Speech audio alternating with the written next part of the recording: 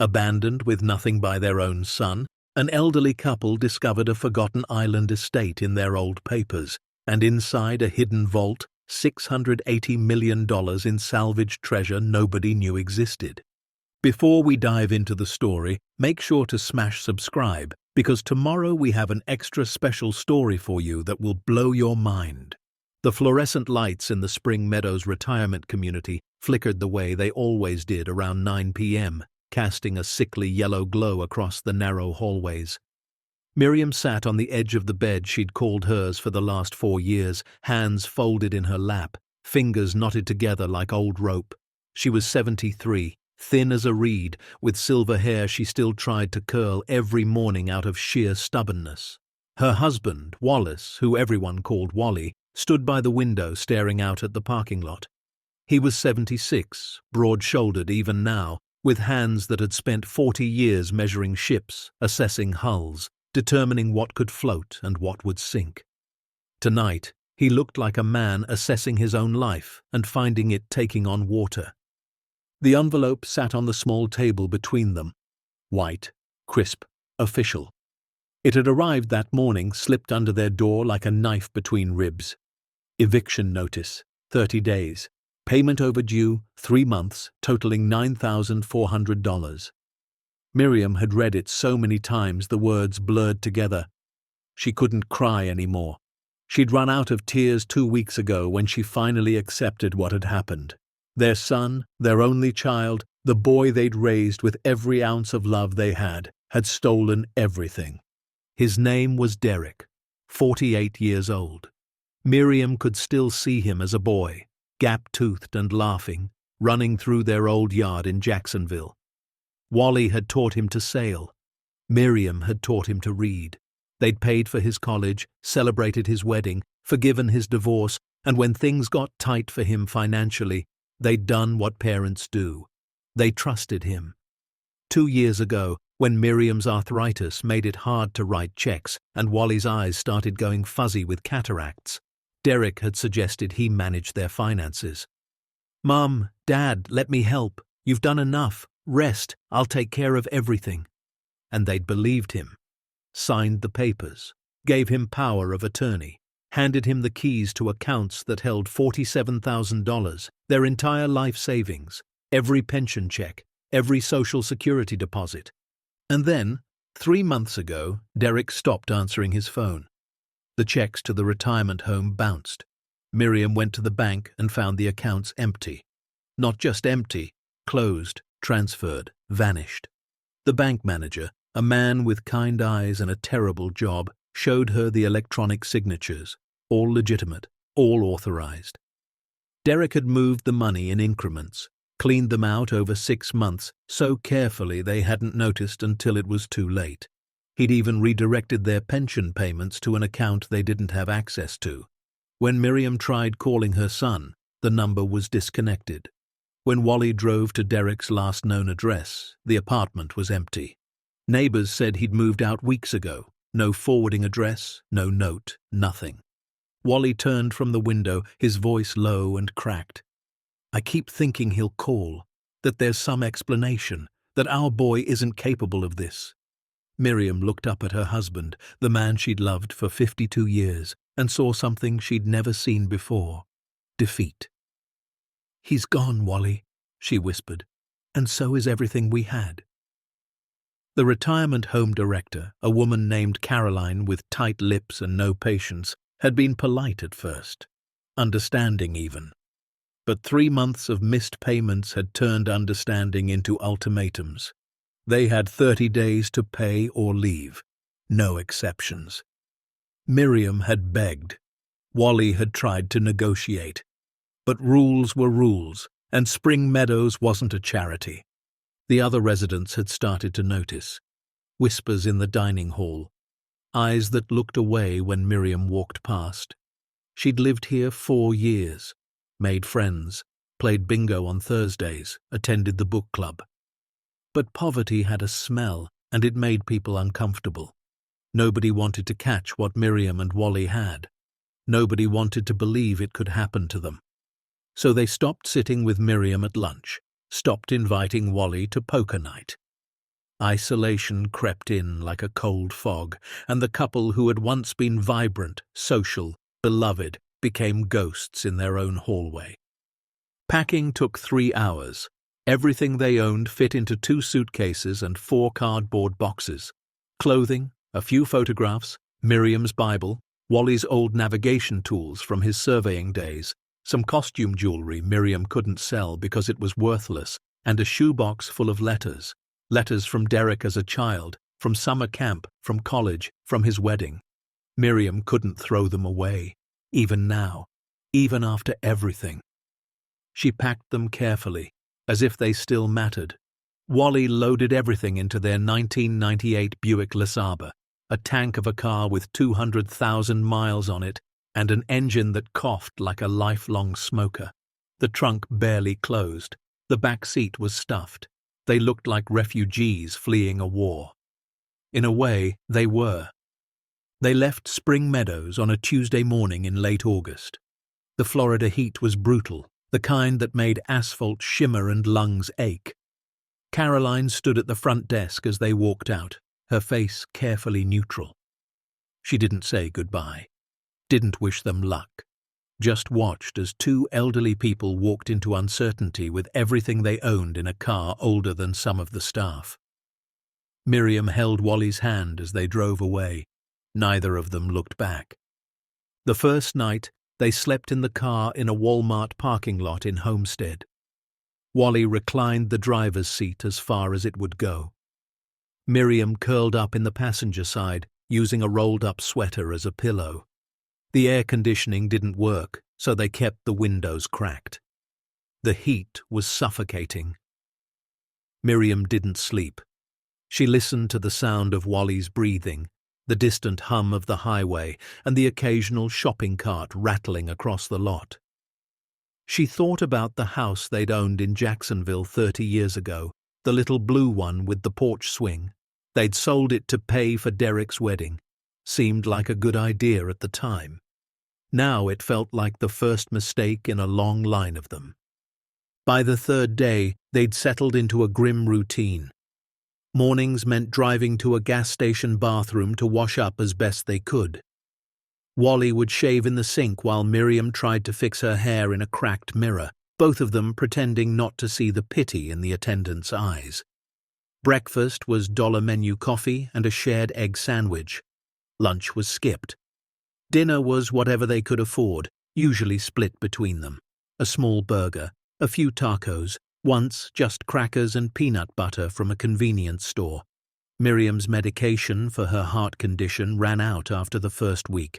The refill cost $83. They didn't have it. She rationed the last few pills, taking one every other day instead of daily, hoping it would be enough. Wally noticed her wincing, clutching her chest when she thought he wasn't looking. It killed him. He'd spent his whole life protecting her, providing for her, and now he couldn't even afford the pills that kept her heart beating steady. They moved between parking lots, Walmart, Home Depot, a 24-hour diner where the manager felt sorry for them and didn't call the cops, a church parking lot until the pastor asked them to leave because it sent the wrong message. The looks from people were the worst part. Not anger, pity. The kind of pity that made you feel subhuman. The kind that said, "Thank God that's not me." Teenagers laughed as they walked past the car one night. A woman took a photo. Wally wanted to yell to defend their dignity, but what was left to defend? They were 76 and 73 years old, sleeping in a car, abandoned by their son, forgotten by a world that didn't have room for people who couldn't keep up. 2 weeks into their new reality, Wally remembered the storage unit. It hit him at 2 a.m. while Miriam slept fitfully beside him. They'd rented a small unit years ago, back when they sold the Jacksonville house. 5 by 5, barely big enough for a few boxes of stuff they couldn't bear to throw away but didn't have room for in the retirement home. Old tax documents, Wally's ship surveying logs, papers from his Uncle Thaddeus, the strange old man who'd lived in the Bahamas and died 25 years ago, leaving Wally a piece of property nobody ever visited. Wally had paid the storage unit fee automatically from his checking account for years, $28 a month. When Derek drained the accounts, the auto payment must have stopped. The unit was probably cleaned out by now, sold off for non-payment. But maybe not. He waited until morning to tell Miriam. She was sipping gas station coffee, her hands trembling slightly, whether from caffeine or fear he couldn't tell. "I just remembered something," he said quietly. "The storage unit off Route 1. We might still have access." Miriam blinked. "Wally, that was years ago. They probably auctioned it off." "Maybe," he said, "but maybe not. It's worth checking." They drove to the facility, a squat concrete building surrounded by chain-link fence. The office was air-conditioned, and the clerk was a young man with headphones around his neck and zero interest in their story. Wally gave him the unit number. The clerk typed slowly, chewing gum. "Says here last payment was 3 months ago. You're overdue $168. Pay that and you can access it. Otherwise it goes to auction next week." Wally's heart sank. $168. They had maybe 200 left to their names. If they paid this, they'd have $32 for gas, food, everything. But if they didn't, they'd lose whatever was in there forever. Miriam touched his arm. "Pay it," she said. Wally looked at her. "Miriam, that's almost everything we have." "I know," she said, "but maybe there's something in there, something we forgot, something that can help." He paid in cash. The clerk counted it twice, slowly, then handed over a key. Unit 42. They walked down the narrow corridor between rows of orange metal doors. Fluorescent lights buzzed overhead. The air smelled like rust and regret. Wally unlocked the padlock and pulled up the rolling door. It screeched in protest. Inside was darkness and dust. Wally pulled the string on a single bare bulb. Light spilled across 4 boxes, a broken lamp, and an old filing cabinet. That was it. The sum total of what they'd kept from their old life. Miriam stepped inside, her shoes scraping against concrete. "Well," she said, "let's see what we've got." They went through the boxes one by one. Old tax returns from the 90s, Wally's logs from ship surveys he'd done in Port Everglades, photographs of Derek as a baby. Miriam had to turn away from those. A box of Christmas ornaments they'd never use again. And then, at the bottom of the filing cabinet, in a folder marked Estate, Uncle Thaddeus, Wally found papers he hadn't looked at in decades. Uncle Thaddeus had been his mother's brother, a strange man, never married. Lived alone on some island in the Bahamas, working as a salvage diver and ship inspector, kept to himself. When he died in 1999, Wally had flown down for the funeral. There'd been no will, no money, just a lawyer handing Wally a deed to property. "Pelican Key Estate," the lawyer had said. 12 acres, your uncle's only asset. It's yours now. Wally had taken the papers, filed them away, and forgotten about them. He'd never visited, never even looked into what the property was. Everyone said it was worthless, swampland, overgrown jungle, not worth the cost of the flight to go see it. And besides, life got busy, careers, raising Derek, retirement. The island was just a piece of paper in a file cabinet. Now, sitting on the dusty floor of a storage unit, Wally unfolded the deed. Yellowed. Brittle. Dated March 15, 1999. Legal description of property in the Berry Islands, Bahamas. 12.3 acres. Structures included. Main residence, 2 guest cottages, dock. Wally stared at the words. Structures. Not swampland. Structures. Miriam knelt beside him. "What is it?" she asked. "The island," he said. "Uncle Thaddeus's island. I inherited it when he died. I completely forgot about it." Miriam took the paper, holding it carefully. "An island?" "Pelican Key, in the Bahamas. I never went. Everyone said it was nothing. just jungle and mosquitoes. Miriam was quiet for a long moment. Then she said, "Wally, do we still own it?" He shuffled through the papers, found a letter from a Bahamian law firm dated 2 years ago. It was addressed to the storage unit, forwarded from their old Jacksonville address. He'd never opened it.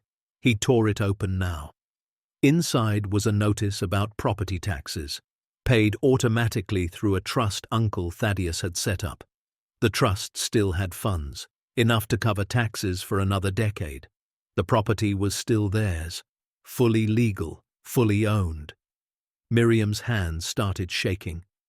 "Wally," she whispered, "we own an island." "Apparently," he said, 12 acres in the Bahamas." They looked at each other. Neither spoke for a full minute.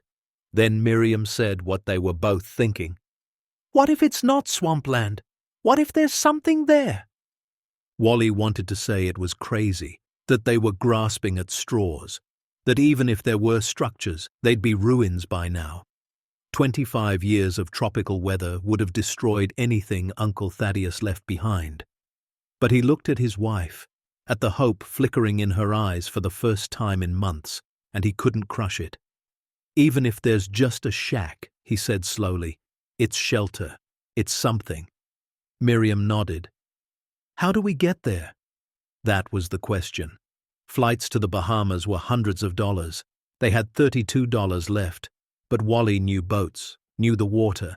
The Berry Islands weren't far from the Florida coast, maybe 80 miles from Fort Lauderdale. People chartered boats all the time. He started making calls. Most charters laughed when he explained what he wanted. A ride to an uninhabited island in the Berry chain. One way, for 2 passengers and their luggage. The quotes came back between $800 and $1,500. Impossible. But on the 6th call, a gruff voice answered. "Gareth here," Wally explained again. There was a long pause. "Pelican Key, you said?" Gareth's voice was skeptical. "Yeah," Wally said. "You know it?" "Heard of it. Nobody goes there. Hasn't been touched in decades. Locals say it's cursed." "Cursed how?" Wally asked. "Bad luck. People who went there didn't come back, or came back different. Just stories, probably. But stories keep people away." Wally gripped the phone.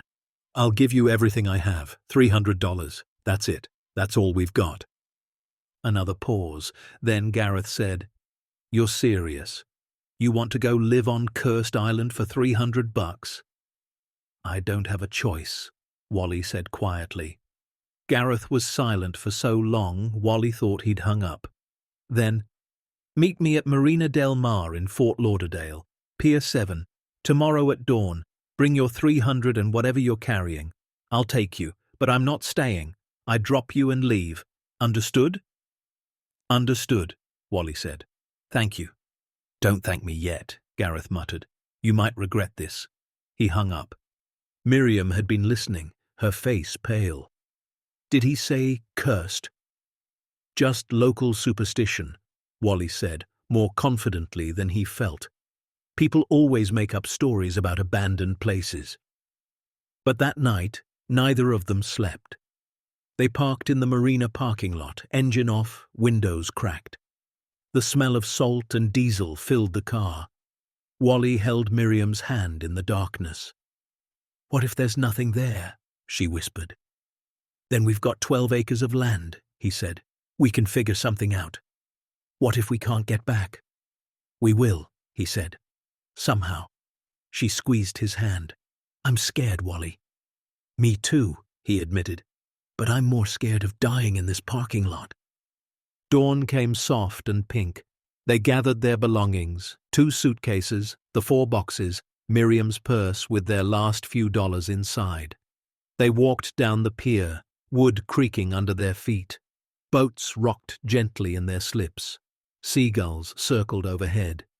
At Pier 7, a man stood smoking a cigarette beside a weathered fishing boat. He was maybe 60, skin like leather, eyes like chips of flint. "You the couple going to Pelican Key?" he asked. "That's us," Wally said. Gareth looked them over, saw the suitcases, saw their age, saw desperation.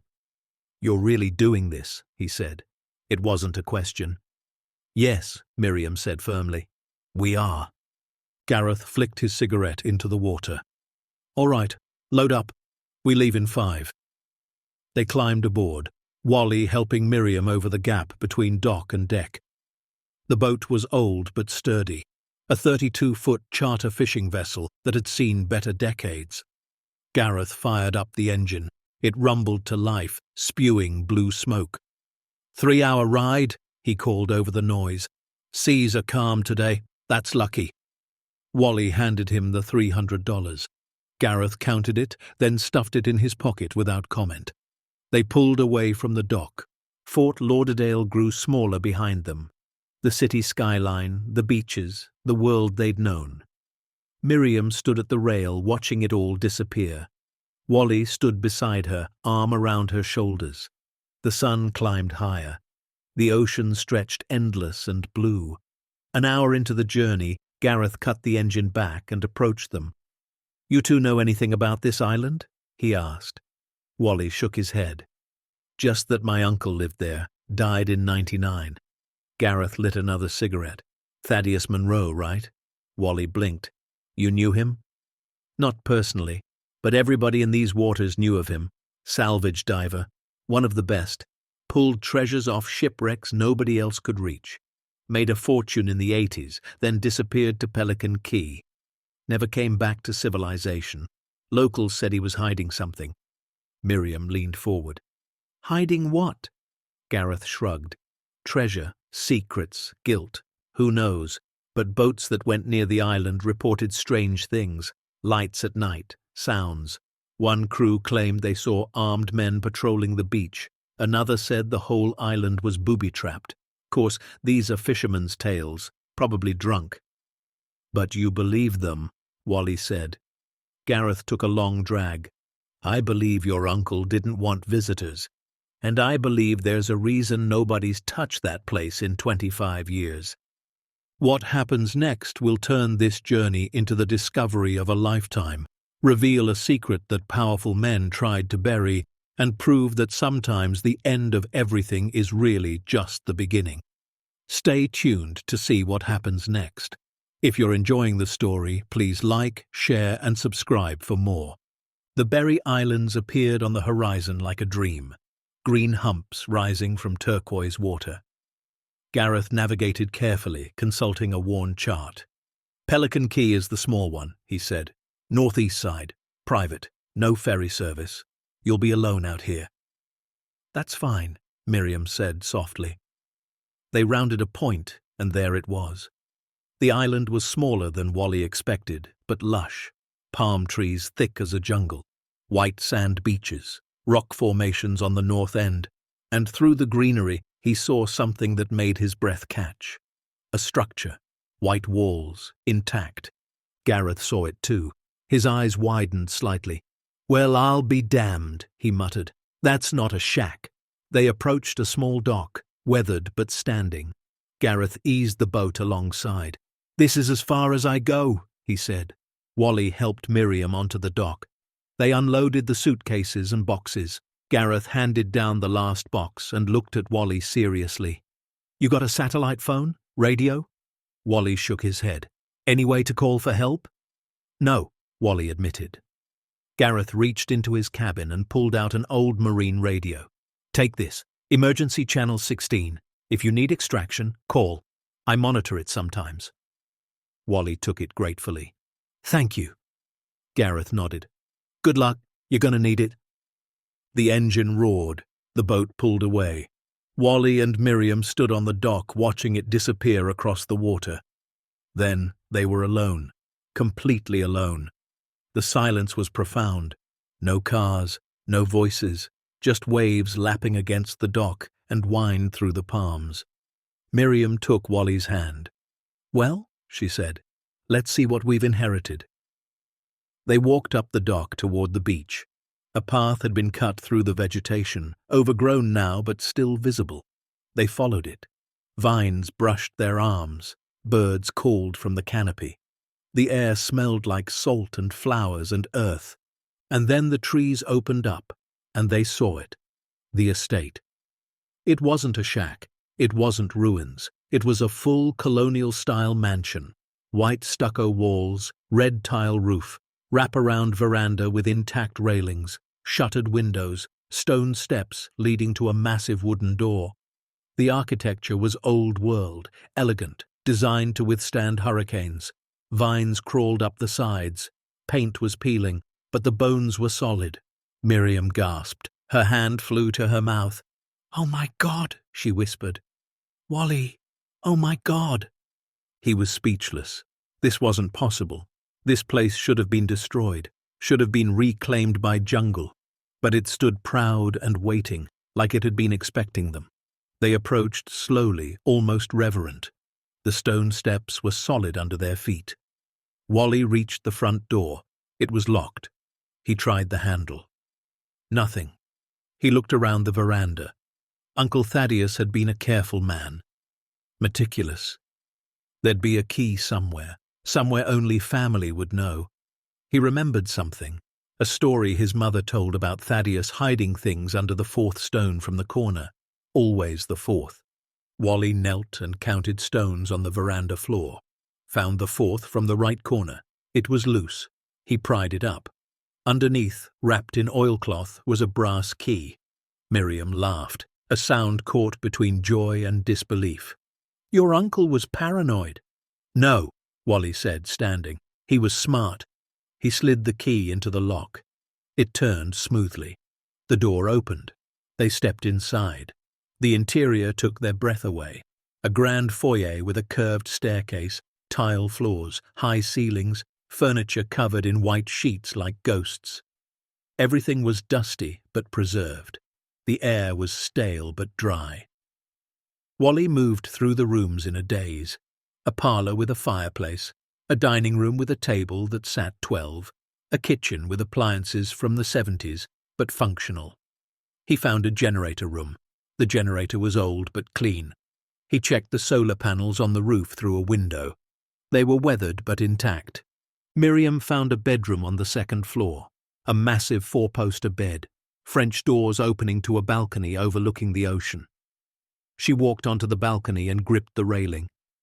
The view was breathtaking, endless blue water, the sun beginning to descend toward the horizon, painting everything gold. She started to cry, not from sadness, from relief so profound it hurt. Wally found her there.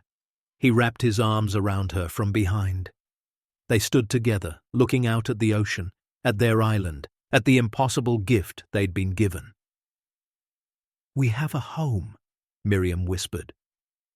"We have a home," Wally repeated. For the first time in 3 months, they felt safe. That night, they slept in the four-poster bed after dusting it off and finding linens in a cedar chest. The sheets smelled like lavender and thyme. Miriam took her heart medication, the last pill, and prayed it would hold her until they figured out what came next. Wally lay beside her, staring at the ceiling, listening to the ocean through the open balcony doors. His mind raced. They had shelter, but they needed food, water, medical supplies. They needed to understand this place, and more than anything, he needed to understand Uncle Thaddeus. Why had he lived here alone? What had he been protecting? The next morning, Wally explored while Miriam rested. He found a cistern behind the house, full of clean rainwater, found a pantry stocked with canned goods, expired but sealed, found a vegetable garden gone wild, but with edible produce growing, tomatoes, herbs, peppers, found fruit trees, bananas, coconuts, papayas. Uncle Thaddeus had built a sustainable paradise. In the back of the house, Wally found a study. The door was locked, but he used a screwdriver to pop the simple latch. Inside was a time capsule. Nautical charts covered the walls. Ship logs filled shelves. A desk sat in the center, covered in papers, maps, ledgers. Wally sat in the leather chair and began to read. Uncle Thaddeus had been obsessed with salvage operations. The logs detailed dozens of dives, shipwrecks from the 1800s, cargo manifests, estimated values. But one entry, dated August 1989, stood out. Empress of the Caribbean recovered. Total value estimated at $600 million. Cargo secured. Buyers notified. Situation complicated. Going dark until resolution. Wally read it 3 times. $600 million. From one ship. He flipped through more pages, found references to the shipment, found letters from buyers, some threatening, some pleading. Found a map of Pelican Key with 3 locations marked with X, and in the bottom drawer, wrapped in cloth, he found a small brass key. Engraved on it, "For the vault, when seas are calm, fortune awaits." Wally sat back, his heart hammering. Uncle Thaddeus hadn't just lived here. He'd hidden something here, something worth protecting for decades, something worth $600 million. He stood and walked to the window. Miriam was on the veranda, sitting in a rocking chair, looking peaceful for the first time in months. He thought about telling her, thought about the danger this knowledge might bring. But then he remembered sleeping in a Walmart parking lot, remembered the eviction notice, remembered Derek's betrayal. If there was even a chance that Uncle Thaddeus had left behind what these papers suggested, they had to find it. They'd lost everything once. Maybe, just maybe, they'd found something worth more than they'd ever dreamed. He walked downstairs, the brass key in his pocket, and sat beside Miriam. "I found something," he said quietly. She looked at him. "What?" "A map and a key." "To what?" He met her eyes. "I think Uncle Thaddeus buried treasure on this island, and I think it's still here." Miriam stared at her husband for a long moment, the ocean breeze lifting strands of her silver hair. Treasure. The word hung between them like something fragile and dangerous. "Wally," she said slowly. "Treasure hunters chase legends their whole lives and find nothing.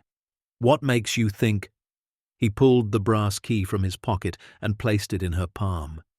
She looked down at the engraving, her fingers tracing the words. "When seas are calm, fortune awaits," she read aloud. "That's not a metaphor, Miriam. That's instructions." He went back inside and returned with the map, the ledgers, the letters, spread them across the small wicker table on the veranda. Miriam leaned forward, her reading glasses perched on her nose, and began to absorb what Wally had discovered. The logs were meticulous. Uncle Thaddeus had documented every dive, every recovery, every artifact pulled from Caribbean waters between 1976 and 1989. But the entries changed after August of '89, became sparse, cryptic. The final entry simply read, "Collection secured. No longer safe to operate. Pelican Key is the vault. Let time decide who deserves to find it." Miriam looked up, her face pale. "He stopped salvaging after '89, lived here another 10 years before he died, alone, guarding this." "Guarding what, though?" Wally asked. The letters mention the Empress of the Caribbean. That ship went down in a hurricane off the Bahamas in 1987. Made international news because it was carrying a state cargo from European auctions. Jewelry, artifacts, bonds, gold. Insurance companies spent years trying to recover it, never found most of it. Miriam's hands trembled slightly, and Thaddeus found it first. "Looks that way," Wally said. "But if he recovered $600 million worth of cargo, why didn't he sell it? Why hide it on this island?" They spent the next hour reading through letters. The picture became clearer with each page. Thaddeus had been a legitimate salvage operator with proper permits and backing. But the Empress recovery had been different. He'd found the wreck outside official search grids, kept the location secret, and recovered cargo before authorities arrived. Some items were legally his under salvage law, but others, high-value pieces insured by international companies, would have been tied up in courts for decades. Buyers had emerged, black market dealers willing to pay cash, but Thaddeus had gotten spooked. The letters showed increasing pressure, then threats. The final letter, dated October 1989, was chilling. "You have something that belongs to many people. Surrender it or face consequences. You can't hide forever." But Thaddeus had hidden. for 10 years, until his death in 99, alone on this island, taking his secrets with him. Miriam sat back in the rocking chair. What if someone comes looking? What if people know about this place? Wally considered that. It's been 25 years since he died. If someone was going to come, they would have by now. Besides, the trust paid the taxes. The property stayed in the family. Legally, anything here is ours through inheritance. Legally, Miriam repeated. But morally? Wally looked at his wife. Our son stole our life savings and left us to die in a parking lot. We have $32 to our names. Miriam, if Thaddeus left something here, I'm not apologizing for taking it. The world already took enough from us. She was quiet for a long time. Then she nodded. Show me the map. The map was hand-drawn on thick parchment paper, remarkably preserved. It showed the island's outline, the main house, 2 smaller structures labeled as guest cottages, the dock, and 3 locations marked with X. One was near an old boathouse on the southern beach. One was beneath the foundation of the eastern guest cottage. The third was marked at a rock formation on the northern shore with a note. Coral Gate, low tide only. Wally tapped the third location. This is the one. The other 2 are probably decoys or test sites, but this one has specific instructions. Low tide only. That means there's something visible only when the water recedes. Miriam studied the map. When's low tide? Wally checked his watch, an old Timex that had survived everything. This afternoon, around 4:30. We've got 5 hours. They spent that time preparing. First priority was food and water. The cistern provided drinking water, clean and fresh. The pantry yielded canned beans, soup, vegetables, all expired by years but sealed and safe. Wally found a manual can opener and they ate cold tomato soup straight from the can, sitting on the veranda steps. It was the best meal they'd had in weeks. Miriam explored the kitchen more thoroughly, found a gas stove that still worked, connected to old propane tanks that were empty. But the solar panels Wally had seen were connected to a battery system in the generator room. With some work, he got power flowing to the refrigerator. Not cold yet, but running. The house revealed more treasures with each room they explored. Closets full of clothes, too big for Miriam, but she could alter them. Uncle Thaddeus had been a large man. Toiletries in the bathroom, soap, toothpaste, basic medical supplies in a cabinet, bandages, antiseptic, pain medication, expired but probably still effective. Miriam found what she needed most: blood pressure medication, outdated but better than nothing. She took one immediately. In the master bedroom, they found a cedar chest full of linens, blankets, pillows. Everything smelled like mothballs and lavender. Miriam stripped the bed and remade it with fresh sheets. It felt like a luxury beyond measure. Wally found tools in a shed behind the house. Basic carpentry equipment, fishing gear, a machete for cutting vegetation. He also found something interesting: a metal detector, professional grade, and diving equipment. Tanks, regulators, masks, fins, all maintained, waiting. Uncle Thaddeus had been ready for anything. By 3 in the afternoon, they'd transformed the house from a dusty tomb into a livable space. It wasn't perfect. The generator needed fuel. Some windows were cracked. The roof had a few loose tiles. But it was home. More home than the retirement facility had ever been. Miriam stood in the kitchen, looking around with tears in her eyes. "I can cook here," she said softly. "I can have a garden. We can live here, Wally. Really live." He came up behind her and wrapped his arms around her waist. "We can do more than survive," he said. "We can be happy." She turned in his arms. "Even if we don't find anything in that vault, even if the treasure is a fantasy, we have this. We have shelter, we have land, we have each other. That's more than we had 3 days ago." He kissed her forehead. "But let's check the vault anyway." They walked toward the northern shore at 4:15, giving themselves time to reach the location before low tide peaked. The path was overgrown but navigable. Wally carried the machete, cutting away vines that blocked their way.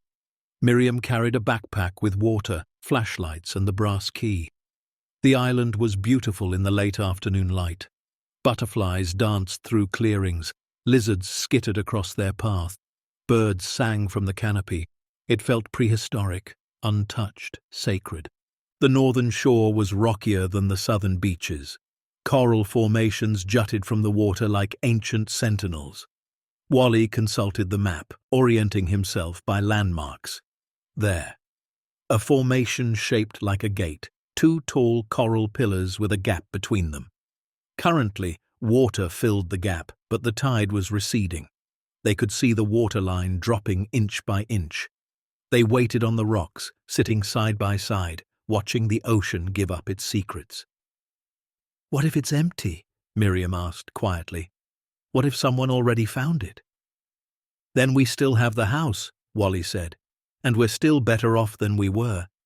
But in his heart, he felt something. Intuition. Hope. The kind of feeling that came from 40 years of reading water, understanding tides, knowing when something beneath the surface was about to reveal itself.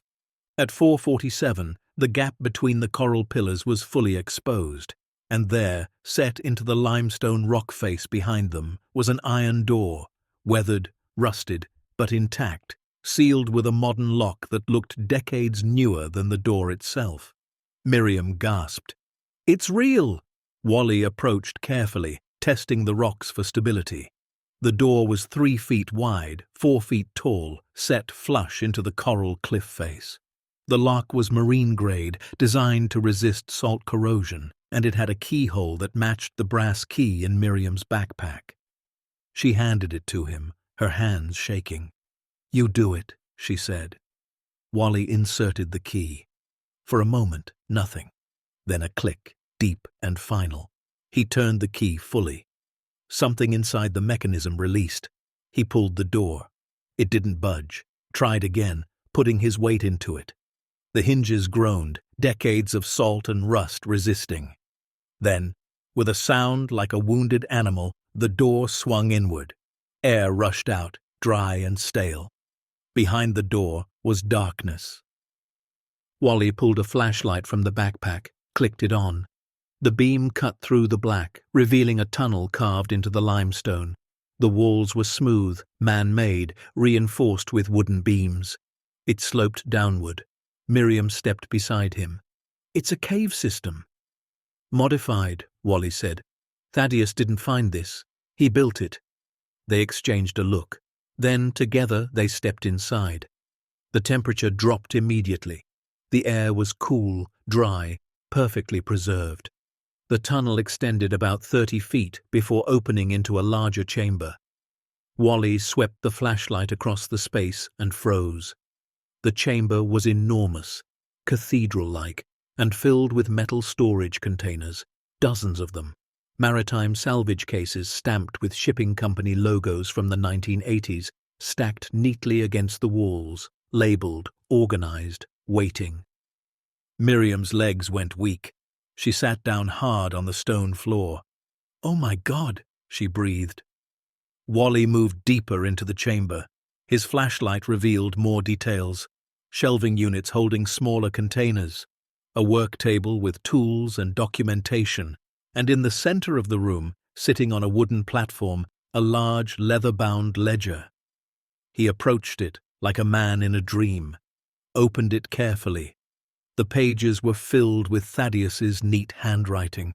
An inventory, meticulous, complete, dated August 1989 through December 1998.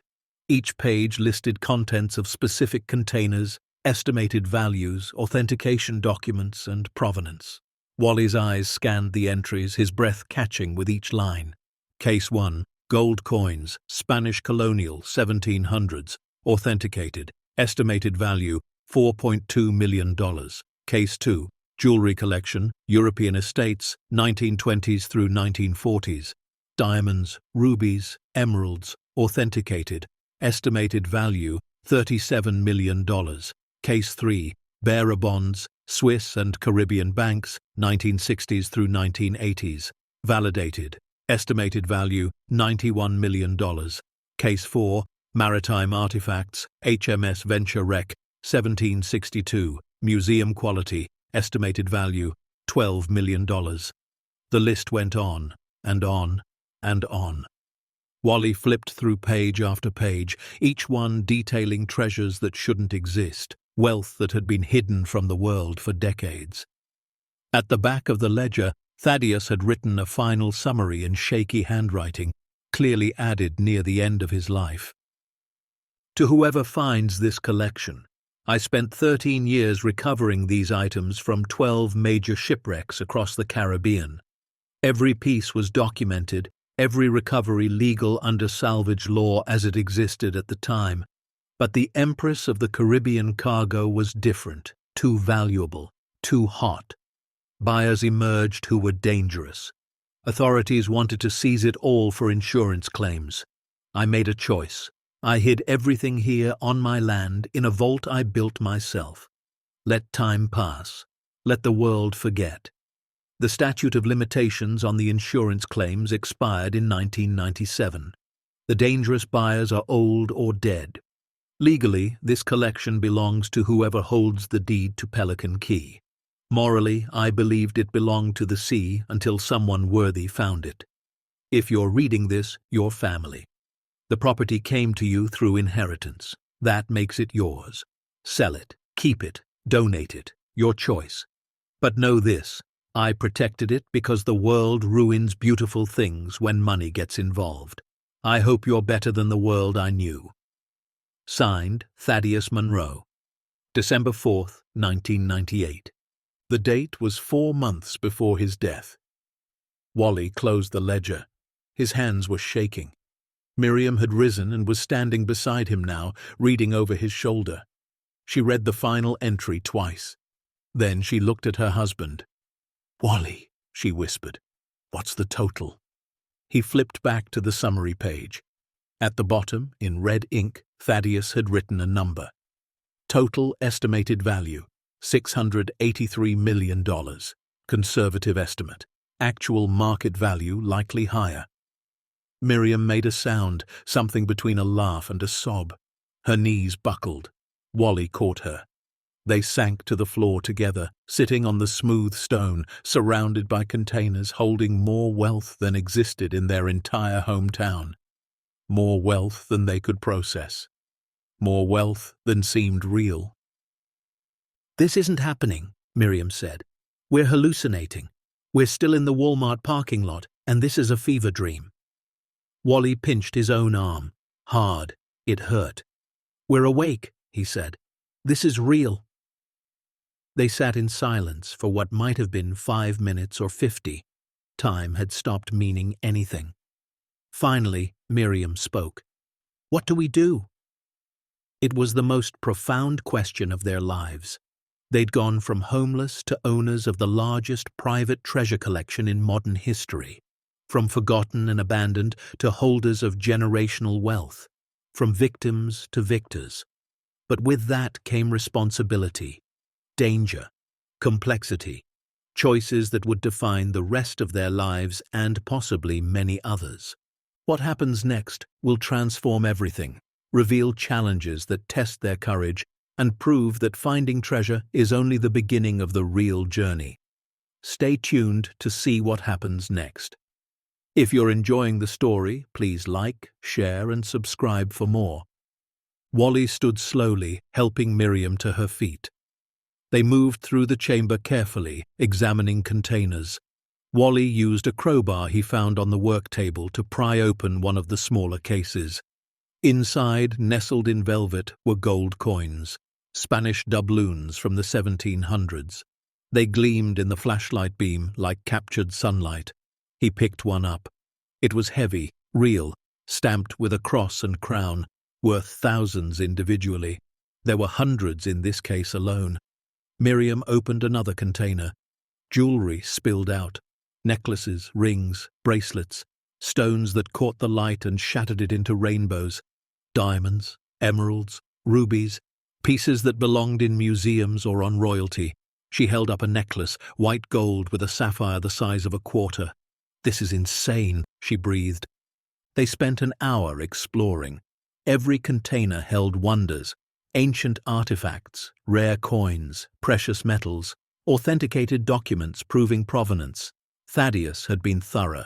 He'd kept records of every recovery, every authentication, every legal claim. He'd protected himself, and, by extension, whoever inherited this. But as the reality set in, so did the weight. Wally sat on a crate marked Empress Cargo Lot 7 and rubbed his face. We can't just walk out of here with this stuff and sell it. People will ask questions. Governments will get involved. We could lose everything if we're not careful. Miriam nodded. We need help, lawyers, experts, people who know how to handle this kind of thing. But who can we trust? Wally asked.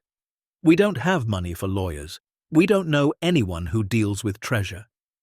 Miriam thought for a moment. Then she remembered. Lenora. Who? Lenora Pasquale from Jacksonville. We were friends 30 years ago before we moved to the retirement home. She became a maritime lawyer, worked in the Bahamas for years. I lost touch with her, but I remember she was honest, sharp. If anyone could help us navigate this, it's her. Wally considered this. Do you know how to find her? Last I heard she was in Nassau. I can try to track her down, but Wally, we can't tell her everything over the phone. This is too big, too dangerous. Then we bring her here, Wally said. We show her everything, swear her to secrecy, pay her from the collection if we have to. Miriam nodded slowly. Okay, but first we need to secure this place. Close the door, keep it hidden until we know what we're doing.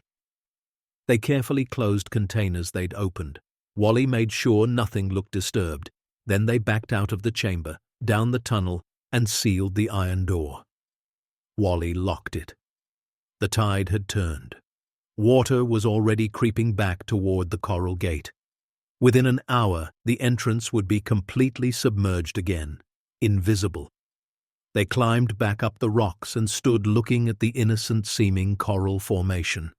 Unless you knew exactly when and where to look, you'd never find it.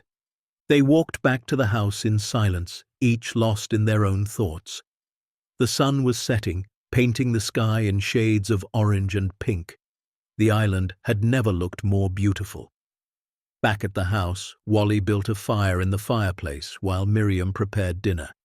They had canned stew, crackers, and fruit from the trees. They ate on the veranda, watching stars emerge. We need a plan, Wally said. Step by step. Miriam nodded. First, we contact Lenora, see if she'll come here and help us. Second, we document everything ourselves. Photos, videos, inventory. Proof this exists. Third, we figure out legal ownership. Make absolutely sure this is ours before we do anything else. Fourth, Wally continued, we decide what we actually want to do with it. Keep it, sell it, donate it. Miriam was quiet. Then she said, Wally, I've been thinking about Derek. His jaw tightened. What about him? He left us with nothing. He thought we were weak, disposable. He probably thinks we're dead by now or dying in some shelter. Wally nodded. Probably.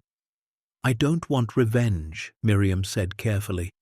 But I want him to know we survived. We didn't just survive. We thrived. Without him. Despite him. Agreed, Wally said. But we don't tell him about this. Ever. He doesn't deserve to know. No, Miriam agreed. He doesn't. They sat in comfortable silence, the weight of the day settling over them. Finally, Miriam spoke again. What do we do with $683 million, Wally? He laughed, a short, tired sound. I have no idea. A week ago, I would have been grateful for $683. We could help people, Miriam said softly. People like us. Seniors who've been abandoned, cheated, left behind. Wally looked at his wife. What are you thinking? A foundation, something that helps elderly people who've been victims of financial abuse. Free legal help, emergency housing, medical care, We know what it's like. We could make sure others don't have to go through what we did." Wally felt something warm spread through his chest. "That's perfect." "And this island," Miriam continued, gaining enthusiasm. "We could turn it into a sanctuary, a place where struggling elderly couples can come, recover, rest, find peace." "The house is big enough," Wally said. "The guest cottages could be renovated. We could bring people here." "Not for profit," Miriam said. "For healing." They talked late into the night, ideas flowing. For the first time in decades, they felt purpose beyond just surviving. They felt possibility. Around midnight, exhausted, they climbed the stairs to the master bedroom. The sheets were clean, the breeze through the balcony doors was perfect, and for the first time since Derek's betrayal, they slept deeply and without fear. The next morning, Wally explored the island more thoroughly while Miriam worked on tracking down Lenora. He found the guest cottages, both smaller versions of the main house, structurally sound but needing work.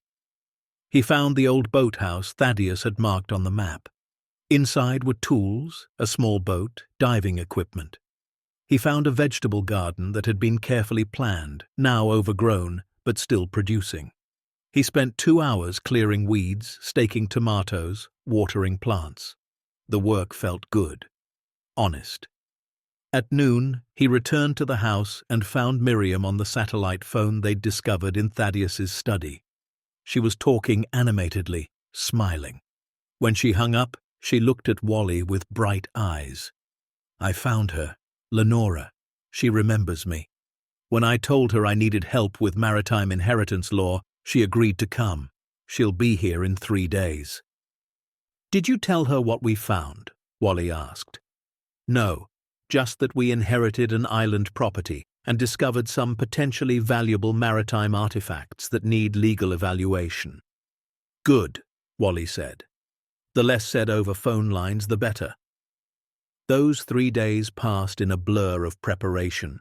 They cleaned the house more thoroughly, aired out one of the guest bedrooms for Lenora. Wally fixed broken shutters, patched roof tiles, cleared paths. Miriam organized the pantry, cooked real meals using propane from tanks Wally found in the shed, and slowly brought the house back to life. They were exhausted each night, but satisfied.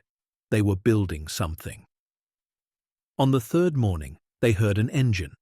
Wally walked to the dock and saw a small charter boat approaching. A woman stood at the rail, mid-60s, dark hair going grey, sharp eyes behind glasses. Professional. When the boat tied up, she stepped off with a briefcase and a small suitcase. "Lenora," Miriam called, walking down from the house. The 2 women embraced. Lenora pulled back, studying Miriam. "Girl, when you said you inherited an island, I thought you meant a sandbar with a shack." Miriam laughed. "We thought the same thing." Lenora looked around. "This is incredible. Where's Wally?" He approached, hand extended. "Good to finally meet you. Miriam spoke highly of you for years." Lenora shook his hand. "Well, you two have certainly landed on your feet. This place is paradise." "It's complicated," Wally said. "That's why we need your help." They settled in the parlor. Miriam brought tea.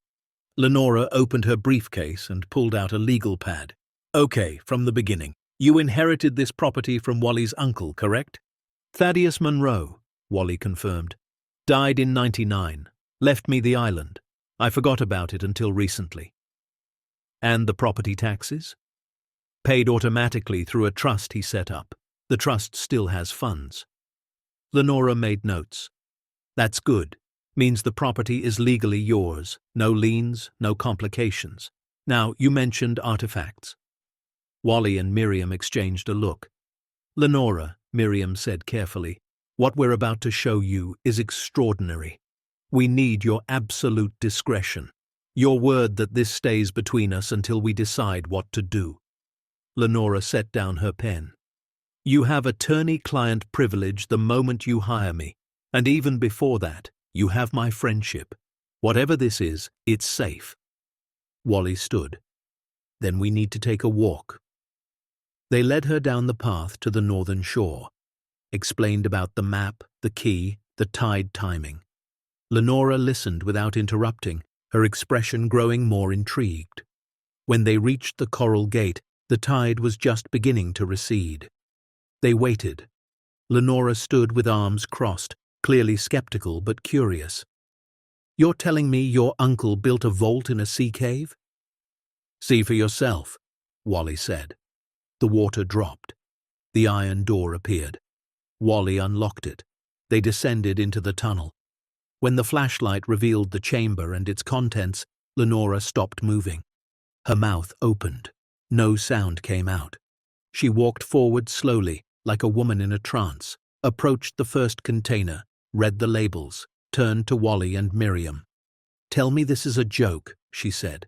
"It's not," Miriam said.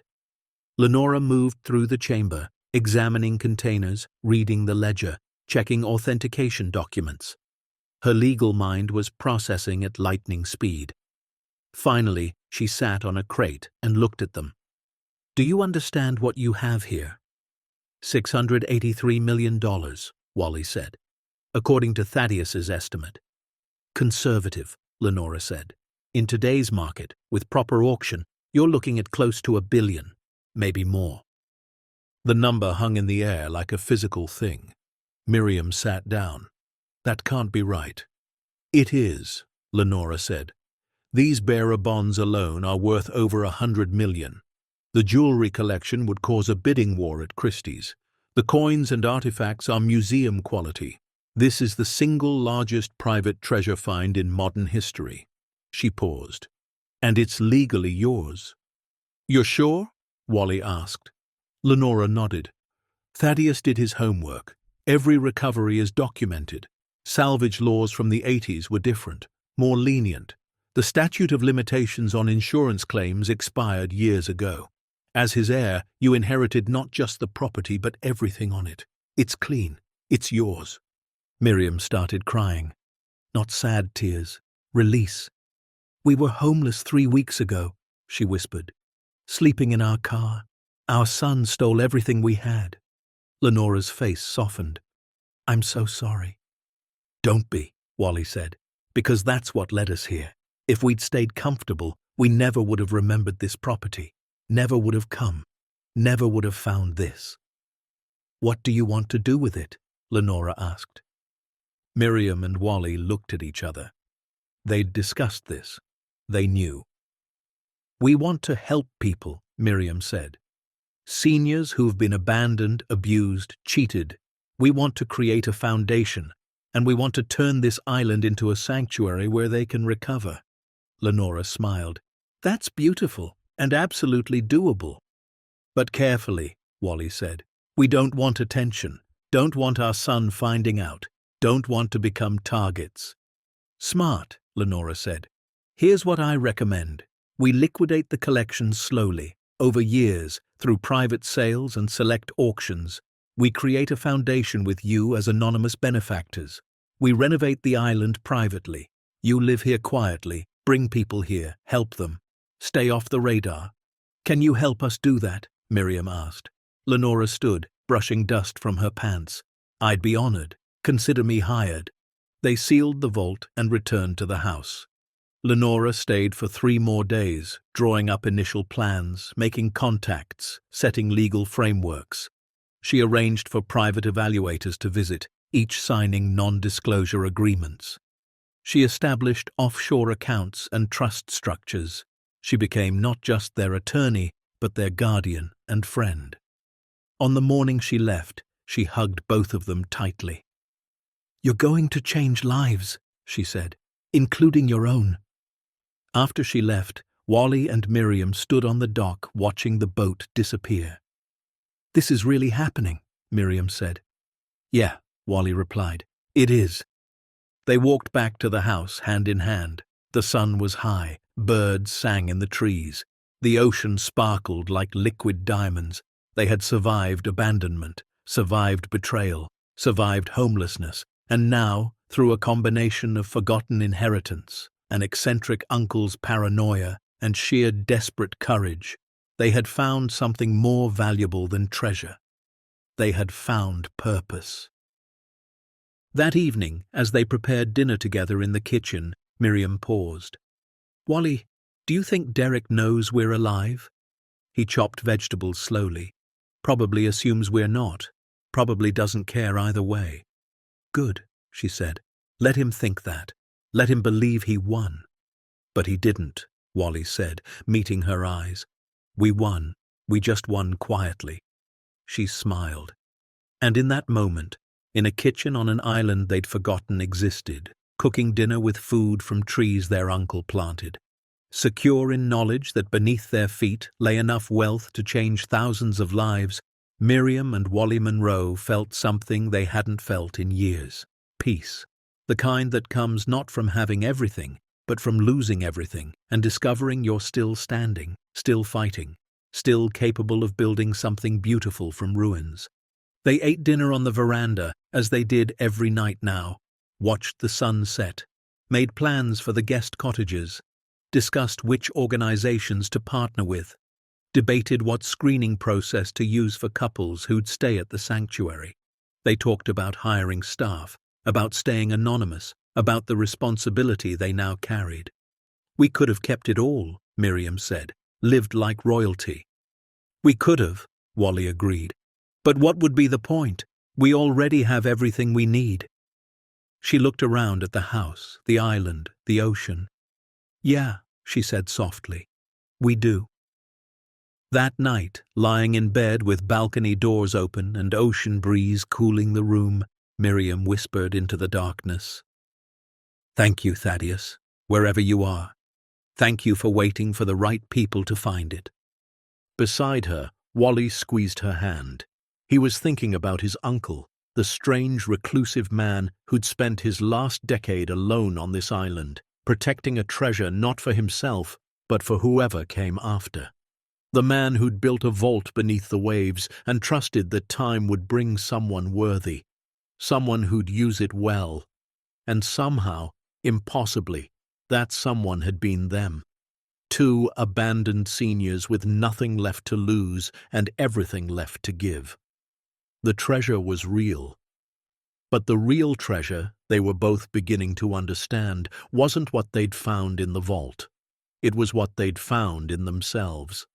The strength to keep going, the courage to take a leap, the wisdom to know that wealth without purpose is just weight, and the love that had carried them through 52 years of marriage, through loss and betrayal and homelessness, and had brought them here, to this island, to this moment, to this beginning. They fell asleep to the sound of waves, the smell of jasmine through the windows, and the peaceful knowledge that tomorrow they'd wake up and begin the real work. Not of being rich, but of being useful. Not of hoarding treasure, but of sharing it. Not of revenge, but of redemption. Pelican Key had been waiting, and they'd been worth the wait. The authentication process began quietly in the 3rd week of September. Lenora arranged for 3 separate evaluators to visit the island, each specializing in different aspects of the collection. They arrived on different days, never meeting each other, each bound by contracts so airtight they'd lose their professional licenses if they breathed a word. The first was Montgomery Graves, a numismatist from London who'd authenticated coins for the British Museum. He was 71, grey-bearded, and moved with the careful precision of a man who'd spent his life handling irreplaceable objects. Wally and Miriam led him to the vault at low tide. When he saw the coin collection, he actually gasped. "These are museum quality," he said, voice shaking. "Spanish colonial, perfectly preserved. This one here, 1723, only 7 known examples in the world. Make that 8. He spent 6 hours examining, photographing, documenting. When he finished, he looked at Wally with something like reverence. Whoever assembled this collection understood value beyond price. These aren't just coins, they're history. His official valuation came back at $49 million. Conservative estimate. The second evaluator was a woman named Sophia Chen, jewelry expert who'd worked for Sotheby's for 30 years. She was mid-50s, elegant, professional. When she saw the jewelry cases, she went completely still. Then she started laughing. "I'm sorry," she said. "It's just, I've spent my career examining estate collections. Usually there are 3 or 4 significant pieces and a lot of costume jewelry. This is every significant piece." She worked for 2 days, using a loupe, taking measurements, checking settings, examining stones. The sapphire necklace Miriam had held was authenticated as part of the Duchess of Windsor's personal collection, thought lost in a 1962 shipwreck. Worth $12 million alone, a diamond bracelet was traced to a Russian countess. A ruby ring had belonged to a Cuban sugar baron. Each piece had provenance, history, story. Sophia's valuation, $217 million, at current market rates, possibly double at auction. The third evaluator specialized in maritime artifacts and bearer bonds. His assessment of the historical items and financial instruments brought the verified total to $691 million. Thaddeus had underestimated, or values had increased. Either way, Miriam and Wally were sitting on wealth that exceeded most national budgets. Lenora returned in October with a comprehensive plan. "Here's how we do this," she said, spreading documents across the dining table. "We established the Thaddeus Monroe Foundation, registered in the Bahamas. You're listed as trustees, but not public donors. The foundation's mission is supporting elderly victims of financial abuse. We fund it through art sales, conducted gradually through private dealers and select auctions. Nothing too flashy, nothing that draws attention." "How long will the process take?" Wally asked. "Years," Lenora said honestly. "We'll liquidate 5 to 10 million per year, enough to fund operations without flooding the market or raising red flags. You'll have more money than you can spend, but it'll come slowly, carefully, safely." Miriam nodded. "That's fine. We're not in a hurry." "The island sanctuary is easier," Lenora continued. "You own the property outright. We bring in contractors who specialize in historic renovation, restore the guest cottages, update infrastructure, solar panels, water filtration, medical facilities. You can have the first guests here by next spring." "How do we find them?" Miriam asked. "Carefully," Lenora said.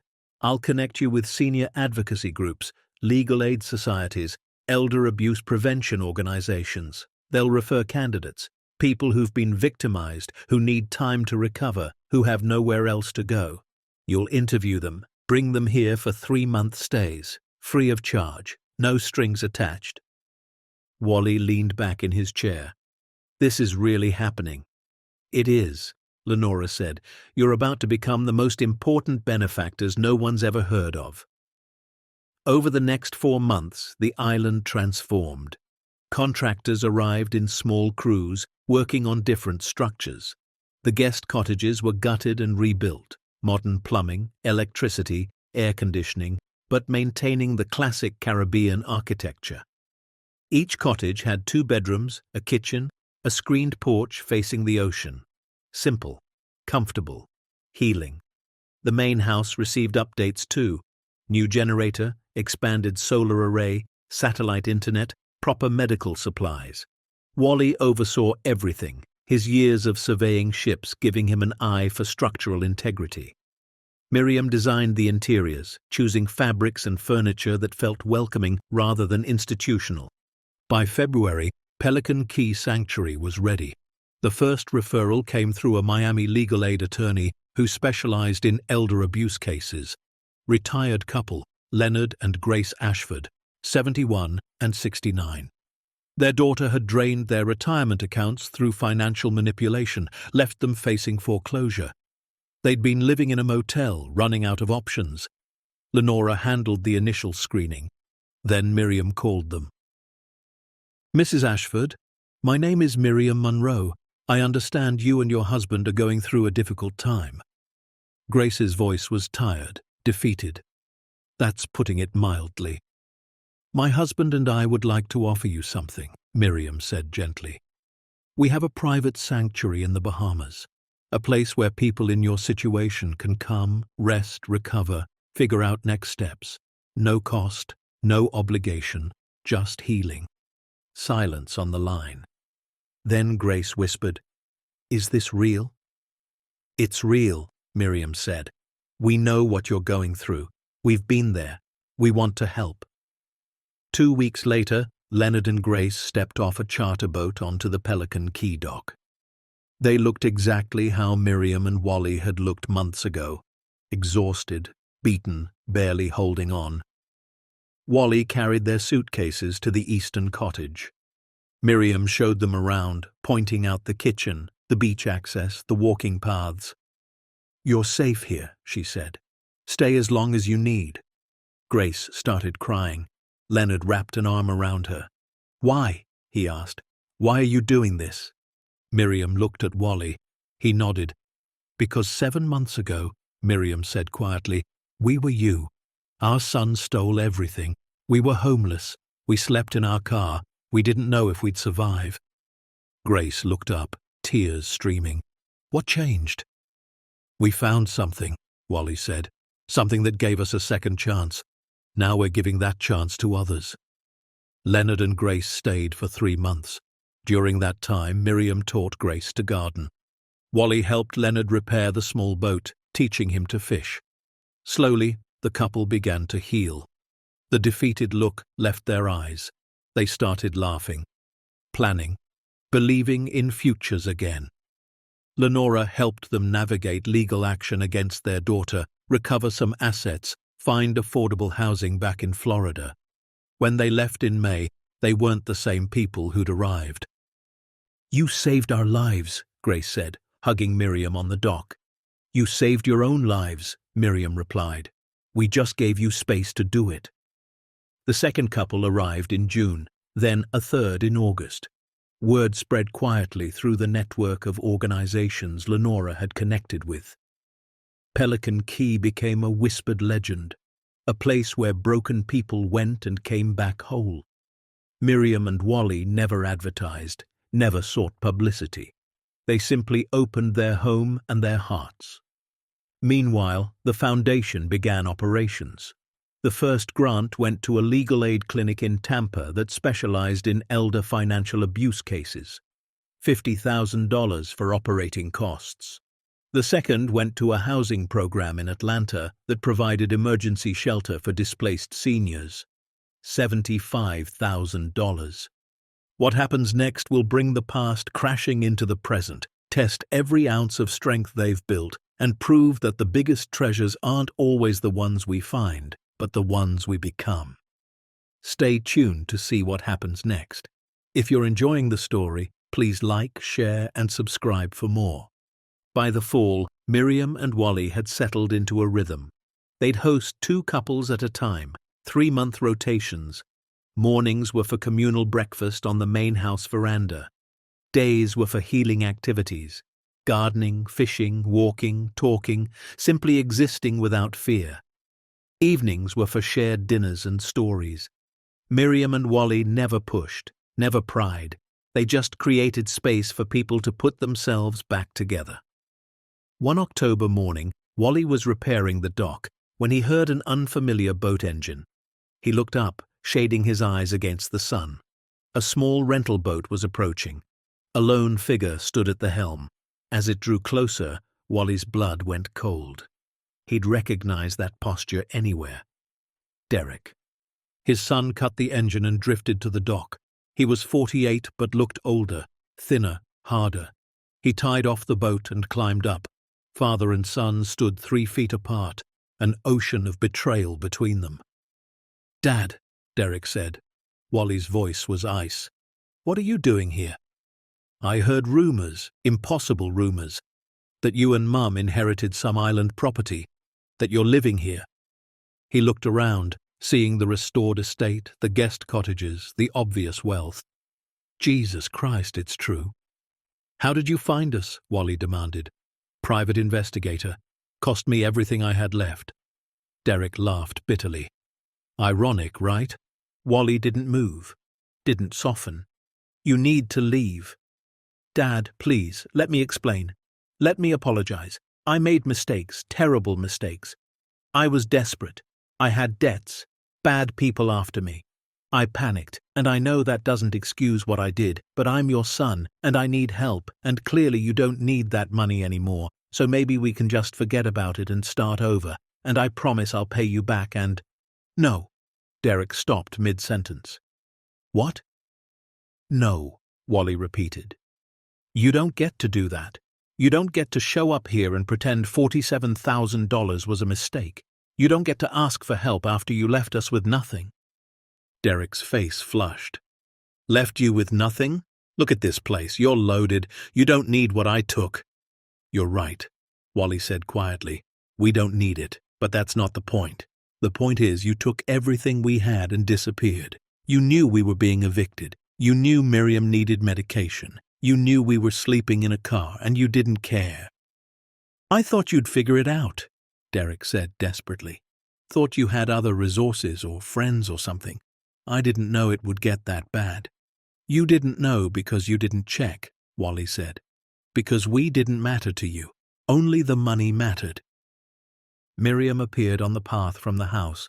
She stopped when she saw Derek. Her face went pale. No, she said. Miriam, please. Derek started toward her. She stepped back.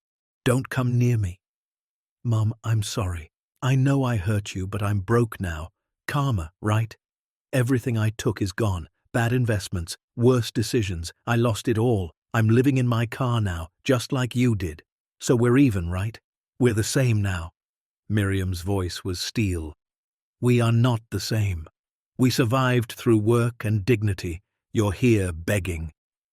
I'm not begging, Derek snapped. I'm asking my parents for help. Isn't that what parents do? We did help you, Miriam said. We fed you, raised you, educated you, forgave your mistakes, trusted you when we shouldn't have. We gave you everything, and you repaid us by stealing our lives. So this is revenge? Derek asked. You're rich now and you're going to watch me suffer? Wally moved between Derek and Miriam. This isn't revenge. This is consequence. You made choices. This is the result. We didn't cause this. You did. Derek's desperation turned to anger. You're seriously going to turn me away? Your only child? Yes, Wally said simply. Get back in your boat and leave. Don't come back. Don't contact us. You're not welcome here. Derek's face twisted. Fine. Keep your island and your money. But don't pretend you're good people. Good people forgive. Good people help family. You're just bitter old people sitting on a pile of treasure you didn't earn. You're right about one thing, Miriam said quietly. We didn't earn the treasure, but we earned the right to decide what to do with it. And we're using it to help people you left us to die, and we survived despite you, not because of you. And every person we help, every life we restore, is proof that we're better than what you tried to make us. Derek stared at his mother. For a moment, something flickered in his eyes. Regret, maybe, or just recognition that he'd lost. He turned without another word, climbed into his boat, and started the engine. Wally and Miriam watched him disappear across the water. Miriam was shaking. Wally pulled her close. Are you okay? He asked. No, she said, but I will be. They stood on the dock for a long time, holding each other, letting the ocean breeze wash away the poison Derek had tried to leave behind. Do you think we should have helped him? Miriam asked. Wally considered that. If he'd been sorry, truly sorry, if he'd come here humble and broken and asked, not for money but for forgiveness maybe. But he came demanding, entitled. He hasn't changed. Helping him would just enable more damage. Miriam nodded against his chest. I know, but he's still my son. He's still the man who betrayed us, Wally said gently. Those two things can both be true. That evening, after the current residents had gone to their cottages, Wally and Miriam sat on their veranda. Lenora needs to know, Wally said, in case he tries something legal. Miriam nodded. I'll call her tomorrow. Do you regret it? Wally asked. Turning him away? Miriam thought for a long time. "No," she finally said. "I regret what he became. I regret that we couldn't save him from himself, but I don't regret protecting what we've built here. This place is bigger than our pain. It's for people who deserve second chances. Derek's had a dozen chances. He burned them all." 2 days later, Lenora called back. "I looked into Derek's situation. He's telling the truth about being broke, lost everything in a cryptocurrency scheme. He's got judgments against him, creditors hunting him. He's desperate." "Is he dangerous?" Wally asked. "To you? Probably not. But I'm filing a restraining order anyway. He comes within a mile of that island. He'll be arrested." "Thank you," Wally said. "And Miriam, how's she doing?" Wally looked across the room where Miriam was teaching a guest how to make bread. She was laughing, flour on her nose, looking more alive than she had in years. "She's good," he said. "We both are." As fall turned to winter, the sanctuary thrived. They'd hosted 8 couples so far. All had left stronger than they'd arrived. Some had reconciled with family, others had started over completely. One couple opened a small business, another wrote a book about their experience. None had forgotten what Miriam and Wally had given them. The foundation had distributed over $2 million in its first year. Small grants to organizations across the country.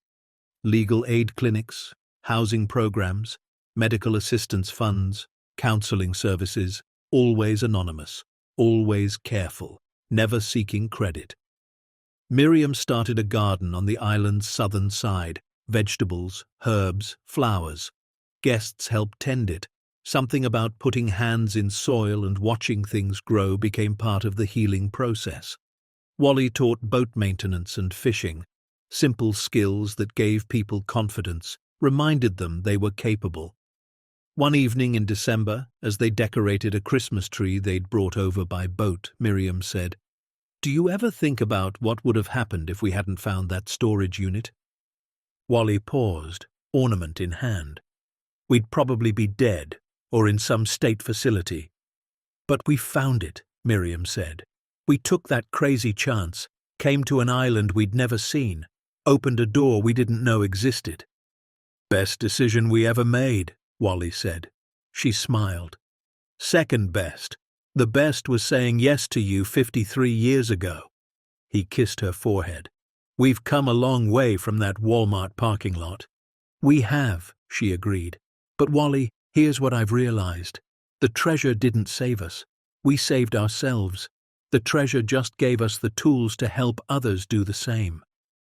He understood what she meant. The vault had held $691 million in measurable wealth, but it had also held something priceless. Permission. Permission to stop merely surviving and start truly living. Permission to transform pain into purpose. Permission to prove that endings can become beginnings if you're brave enough to walk through the door. By the time the new year arrived, Pelican Key Sanctuary had a waiting list. Organizations were referring candidates faster than Miriam and Wally could accommodate them. They were considering expanding, building more cottages, perhaps even establishing satellite locations, but carefully, always carefully, never losing the intimacy and healing that made the place work. One January morning, an envelope arrived via courier boat. No return address. Inside was a single page. "Dear Mom and Dad, I know I have no right to write this. I know you don't want to hear from me, but I need to say something, not to ask for anything, just to say it. I'm in jail, fraud charges. I'll be here for 3 to 5 years. I have a lot of time to think about what I did, about who I became, about how I destroyed the people who loved me most. I'm not asking for forgiveness. I don't deserve it. But I want you to know I'm sorry. Truly sorry. Not because I got caught, not because I'm suffering, but because I finally understand what I took from you. Not money, dignity, security, trust, peace. I stole your peace. And there's no amount of time that makes that okay. I heard from someone that you're doing good things now, helping people, building something meaningful. That sounds like you.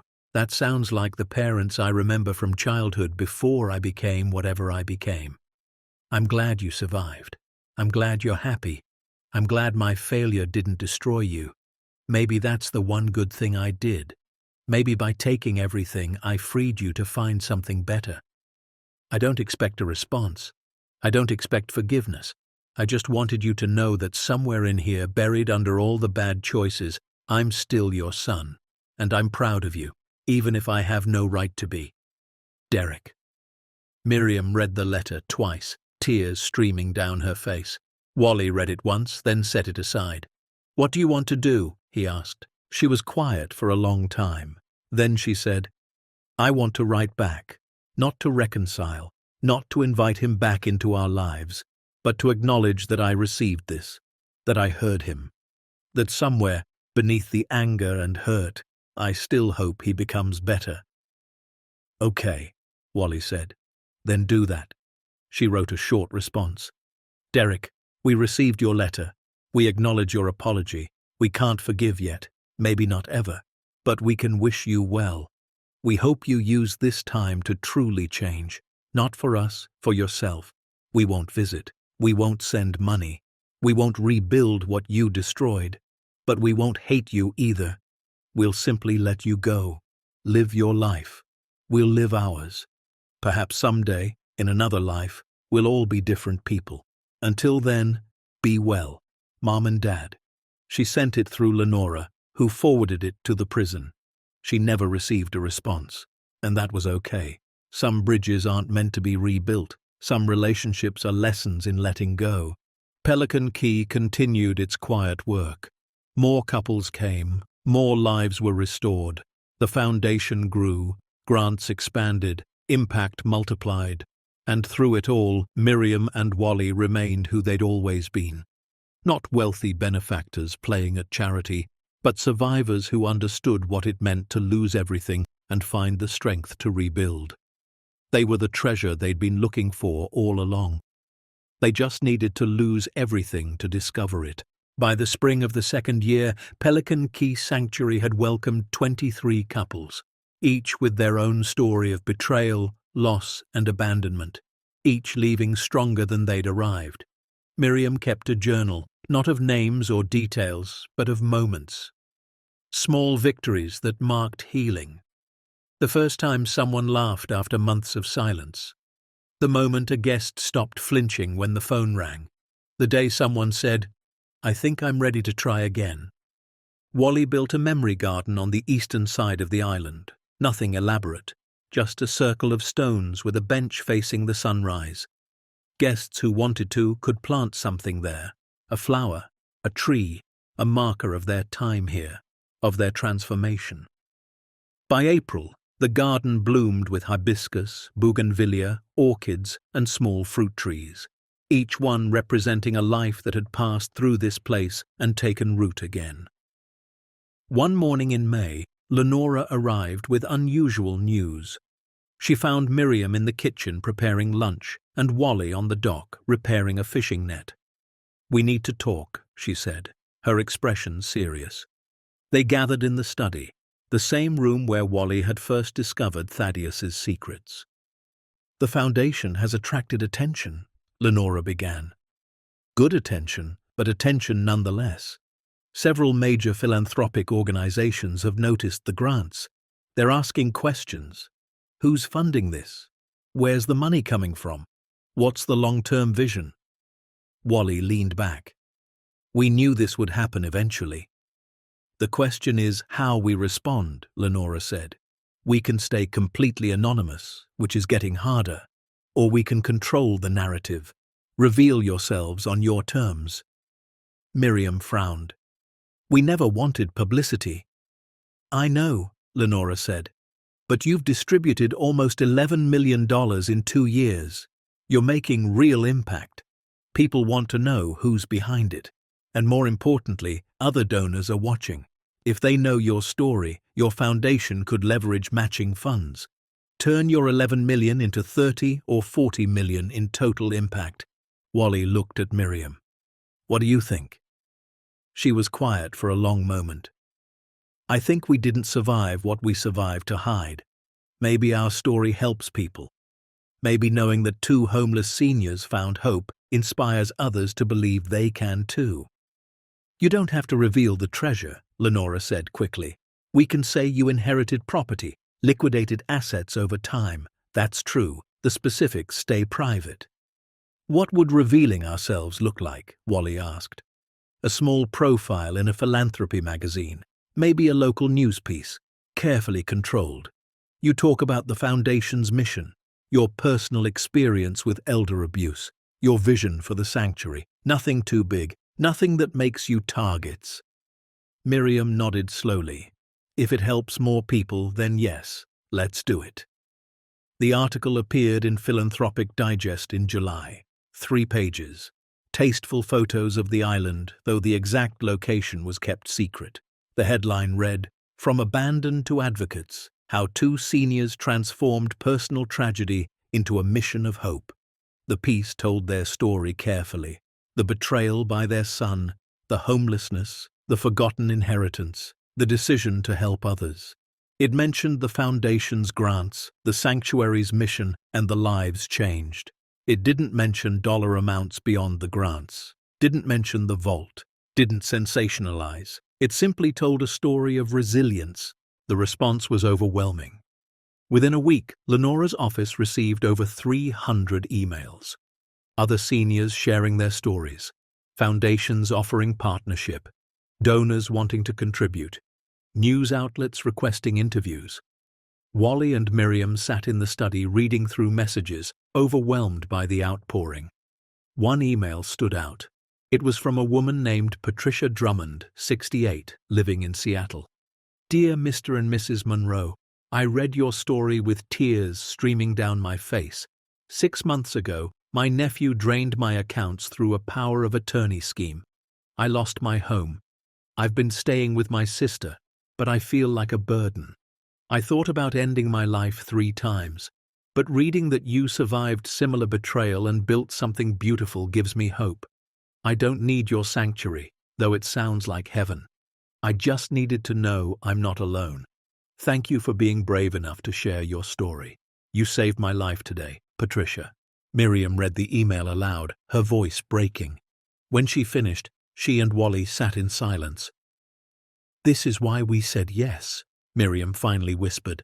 "One life saved makes it all worth it." They responded to Patricia personally, invited her to the sanctuary if she ever needed it, connected her with counseling resources through the foundation. 6 months later, they'd receive a photo of Patricia at the grand opening of a support group she'd started in Seattle for elder financial abuse survivors. She'd written on the back, "You showed me broken things can be beautiful. Now I'm showing others." The article also brought unexpected attention from the Bahamian government. In August, the Prime Minister's office contacted Lenora. They wanted to recognize Miriam and Wally's work with a humanitarian award, present it at a ceremony in Nassau, celebrate their contribution to elder care advocacy. Wally was skeptical. "We don't need awards, we just want to do the work." But Lenora convinced them. "This legitimizes the foundation, gives you credibility, opens doors for partnerships with government programs. It's not about ego, it's about impact." They accepted. The ceremony was held in October at the Government House in Nassau. Small, dignified, attended by officials, non-profit leaders, and journalists. Miriam wore a simple blue dress they'd purchased in town. Wally wore a suit that felt foreign after years in casual island clothing. When the Prime Minister presented the award, a crystal sculpture of a lighthouse with the inscription, "Guiding Light Humanitarian Award," Miriam stepped to the microphone. She hadn't prepared remarks, just spoke from her heart. 18 months ago, she began, my husband and I were sleeping in our car. We'd lost everything to someone we trusted. We were forgotten, invisible, disposable. Society had no use for 2 broke old people. She paused, looking at Wally. But we had each other, and we had something deeper. We had the refusal to give up, and when circumstances gave us a chance, we took it, not for ourselves, for everyone who'd been where we were." Her voice strengthened. "This award isn't for us. It's for Patricia in Seattle, who started a support group. For Leonard and Grace, who rebuilt their lives after their daughter's betrayal. For every senior citizen who's been told they don't matter anymore. You matter. Your life has value. Your story isn't over." She held up the crystal lighthouse. "We're not special. We're just stubborn. And if 2 homeless seniors can build something that helps people, imagine what all of us could do if we decided broken people deserve to be fixed." The room rose in standing ovation. Wally joined Miriam at the podium, taking her hand. They stood together, 2 survivors who'd become warriors and for the first time allowed themselves to feel proud. Back on Pelican Key, life continued its healing rhythm. The publicity brought more referrals, but also more scrutiny. They had to be more careful about vetting guests, ensuring safety, protecting the sanctuary's peace. By November, they'd established a formal screening process. Applicants worked with social workers, provided documentation of their situation, underwent background checks, not to judge their worthiness, but to ensure they were genuinely seeking healing rather than exploitation. The guest cottages were full through the following spring, scheduled out months in advance. Miriam and Wally had to turn people away, which broke their hearts. That's when they made a decision. "We need to expand," Miriam said one evening. They were on the veranda, watching another spectacular sunset. "Not here," Wally said. "This place works because it's small, intimate. If we get too big, we lose what makes it special." "Agreed," Miriam said. "But what if we helped others create their own sanctuaries, provided seed funding, training, support, franchised the model without franchising the heart?" Lenora loved the idea. By January, the Thaddeus Monroe Foundation launched the Sanctuary Initiative. They'd identify properties, retired couples or individuals who wanted to create healing spaces and provide startup funding. $50,000 to $200,000 per location, depending on need. Training in trauma-informed care, ongoing support and networking.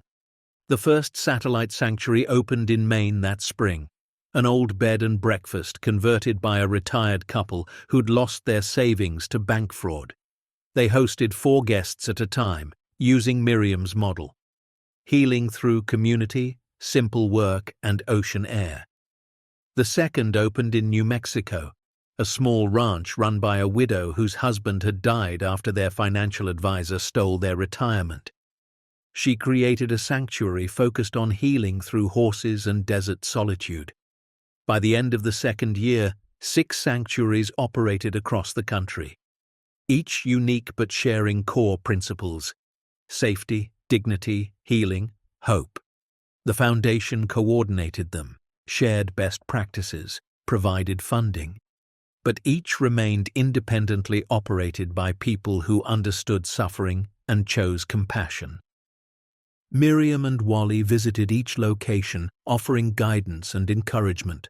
But mostly they listened, heard stories, witnessed healing, and recognized themselves in every face. One June morning, Wally was fishing off the dock when he saw something unusual. A boat approaching, but this one was different. Official-looking, Coast Guard markings. His stomach tightened. Had Derek caused trouble? Had someone discovered the vault's full extent? 2 officers stepped onto the dock. "Mr. Monroe, we're looking for Wallace Monroe." "That's me," Wally said cautiously. "Is there a problem?" The senior officer smiled. "No, sir. Actually, we're here on behalf of the Commandant. We've been tracking your work with Elder Advocacy.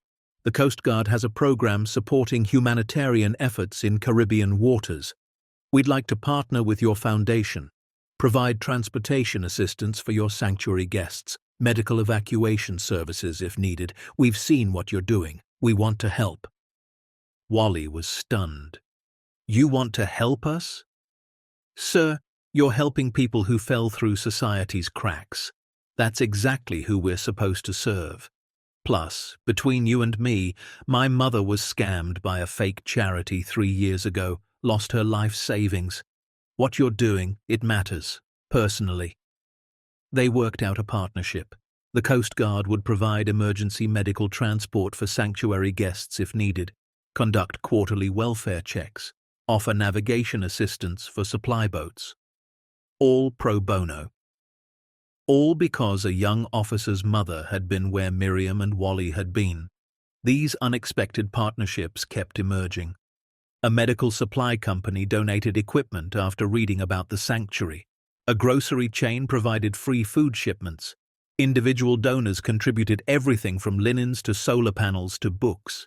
People wanted to be part of something good, something real, something that proved kindness still existed.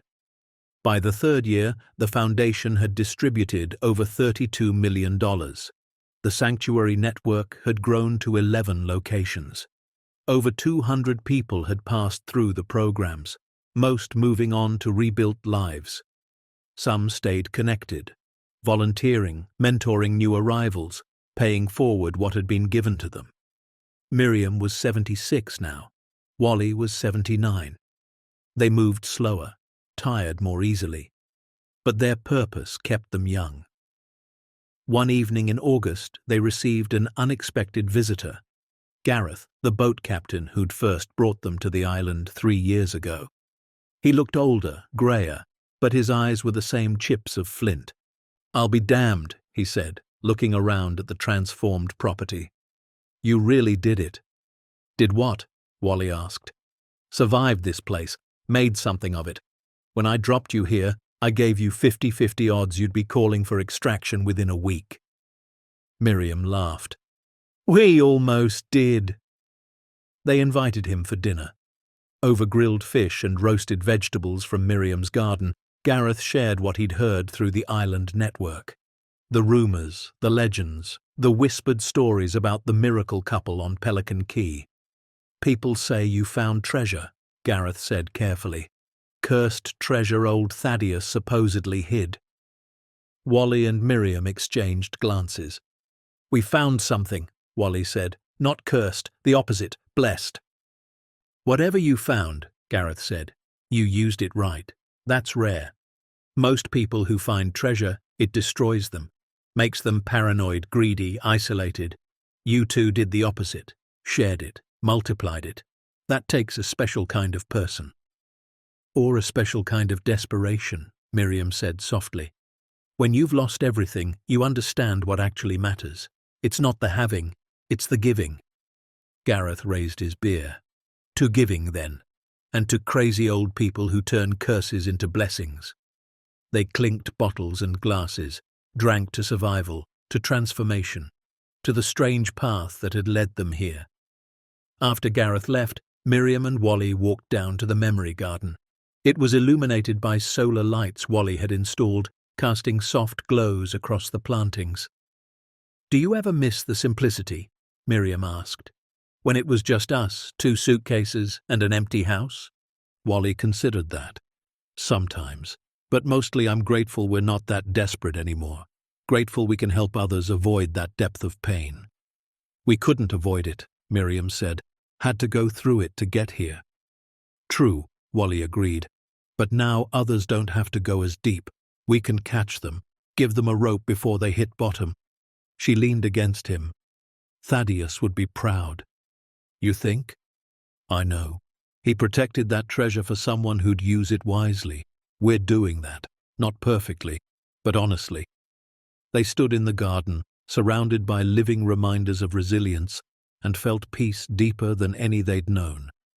The kind of peace that comes not from having everything, but from giving everything its proper place. In September, Lenora arrived with the annual financial review. They gathered in the study, now officially the Foundation's headquarters. "Year 3 numbers," she said, spreading documents across the desk. "Foundation grants distributed, $38.4 million, sanctuary network, 11 locations serving 316 individuals.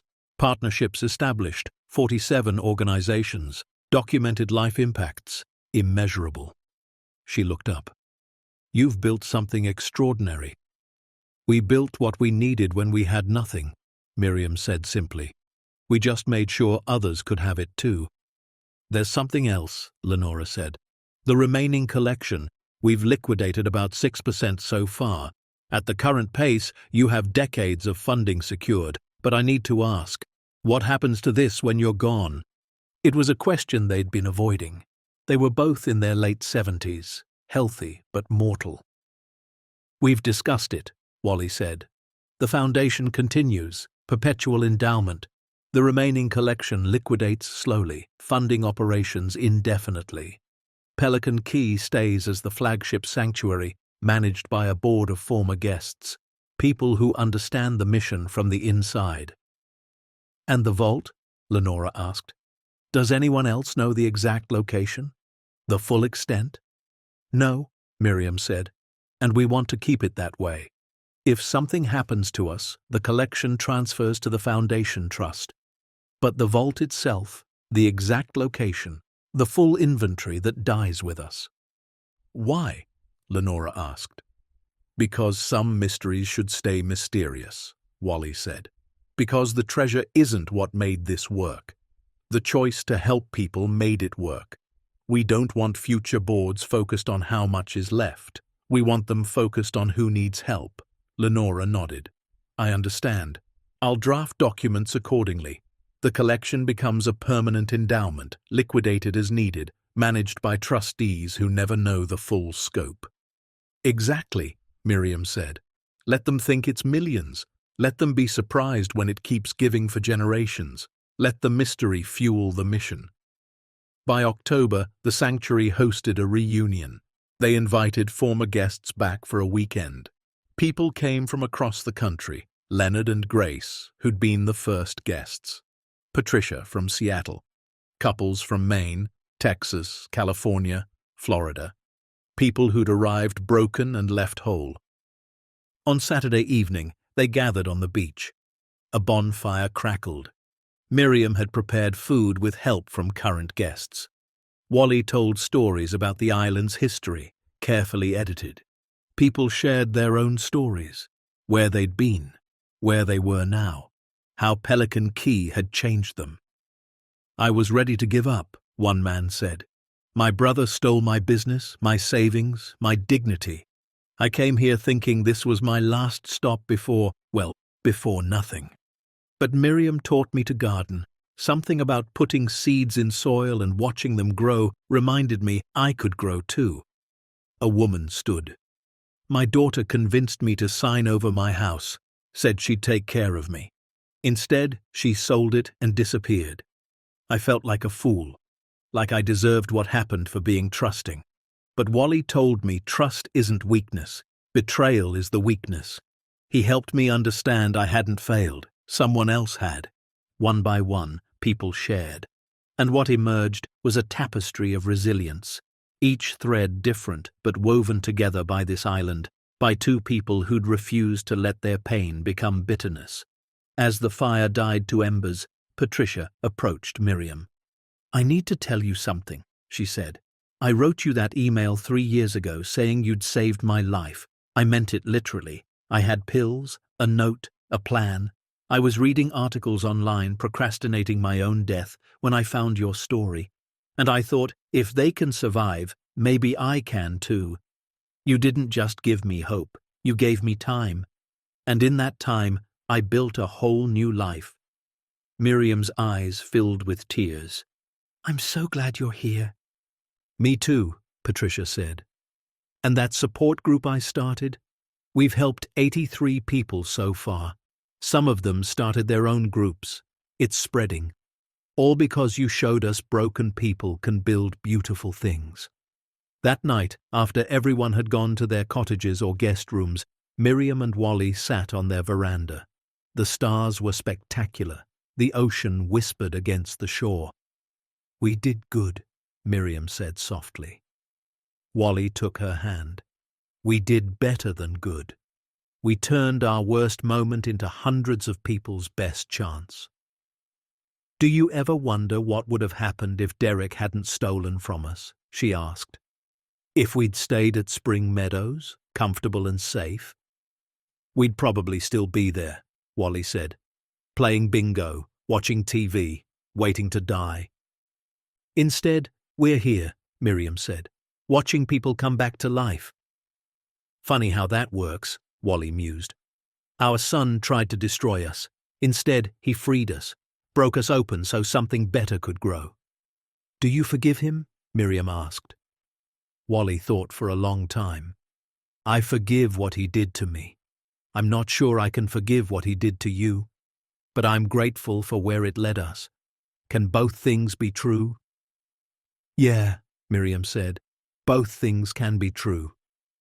They sat in comfortable silence, two people who'd walked through fire and come out forged into something stronger. The treasure beneath their feet was worth hundreds of millions, but the treasure they'd built with their hands, their hearts, their stubborn refusal to quit, that was priceless. The years continued their gentle pace. 4 years since arriving. 5. 6. The foundation grew. The sanctuary network expanded to 19 locations, over 800 lives directly impacted, thousands more indirectly through support groups, awareness campaigns, legislation the foundation helped lobby for. Miriam and Wally slowed down, moved carefully. Wally's knees bothered him. Miriam's heart medication had to be adjusted, but they kept working, kept welcoming guests, kept believing in second chances. One morning in their 7th year on the island, Miriam didn't wake up. She'd simply gone to sleep beside Wally and slipped away peacefully.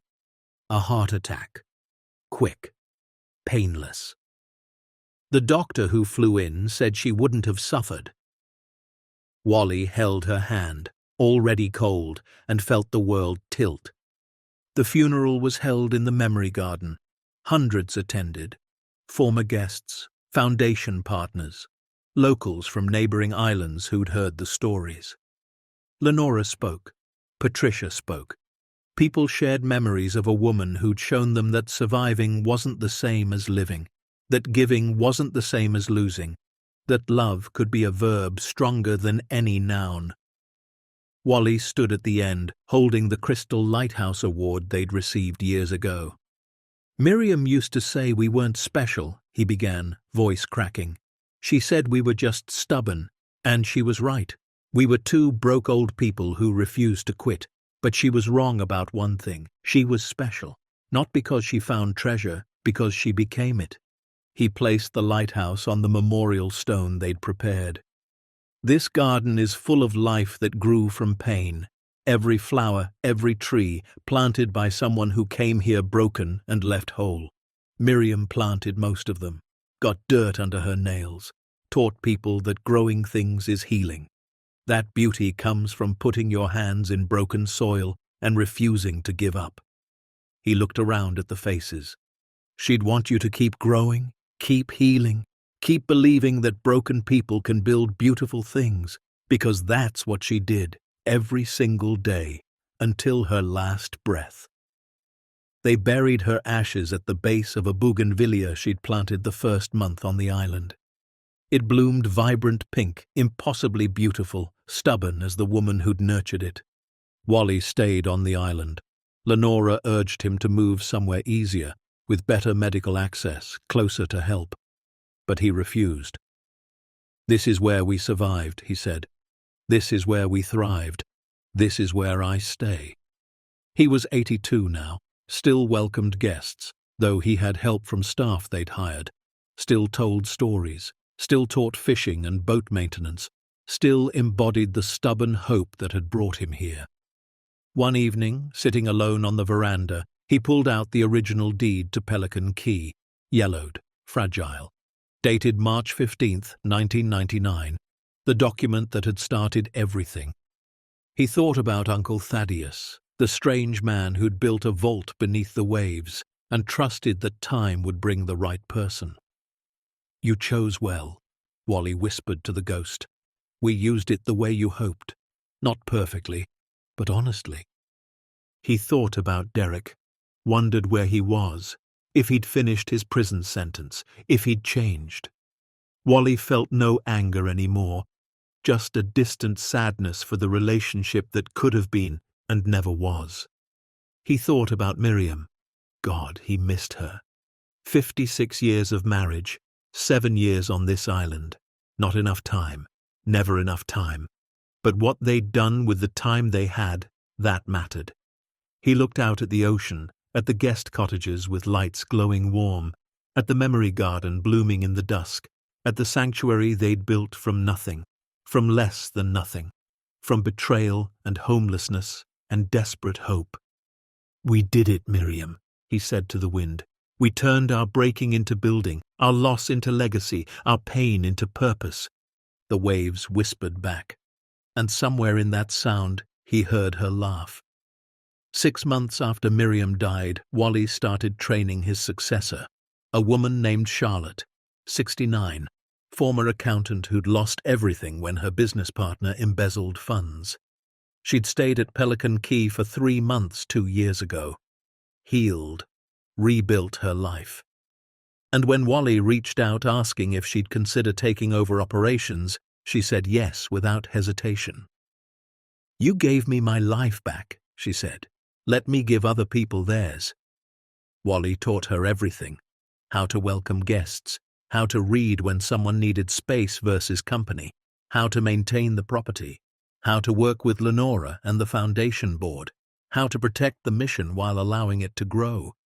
He showed her the vault. It was time. "Charlotte," he said one low-tide afternoon, "there's something you need to know." They stood at the coral gate. He handed her the brass key, told her the full story, watched her face transform as she understood the scope of what Thaddeus had hidden, what Miriam and Wally had found, what had made everything possible. "This is why we could help people," he said. "This treasure. But Charlotte, the treasure isn't what made the difference. The choice made the difference. We could have kept it all, lived like royalty. But we'd already learned that having everything means nothing if you're empty inside." She held the key carefully. "What do you want me to do?" "Keep it secret. Keep it safe.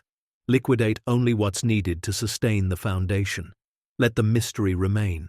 And most importantly, never let the treasure become more important than the people." "I promise," Charlotte said. "The people always come first." Wally gave her the key, the map, the inventory, passed the burden and the blessing to someone who understood both. That night, he slept better than he had since Miriam died. 3 weeks later, on a clear February morning, Wally didn't wake up. He'd gone to sleep peacefully and simply decided not to return. He was 83. He'd lived a full life, but more importantly, he'd lived a meaningful one. The funeral matched Miriam's, held in the memory garden, attended by hundreds. Charlotte spoke. Lenora spoke. Former guests shared stories of the man who'd taught them that fixing boats was really about fixing yourself, that patience with tangled fishing line translated to patience with tangled lives, that sometimes the strongest thing you could do was simply show up. They buried his ashes beside Miriam's at the base of the bougainvillea. The plant had grown massive now, cascading pink blooms like a waterfall of hope. Charlotte took over Pelican Key Sanctuary, ran it with the same gentle strength Miriam and Wally had modeled. The foundation continued under Lenora's guidance and a board of former guests. The sanctuary network expanded, 23 locations, over 1,500 lives directly impacted. The grants continued, the partnerships grew, the mission spread, and deep beneath the coral gate, behind an iron door that few knew existed, a treasure waited, liquidating slowly, funding hope, proving that sometimes the greatest wealth isn't what you find, but what you build with it. Anyone can change the world if they're willing to turn their pain into purpose and their scars into service. As the sun set over Pelican Key one evening 5 years after Wally's death, Charlotte stood in the memory garden. 32 new guests had passed through that year. The bougainvillea bloomed wild and beautiful. New plants surrounded it, each one representing a life transformed.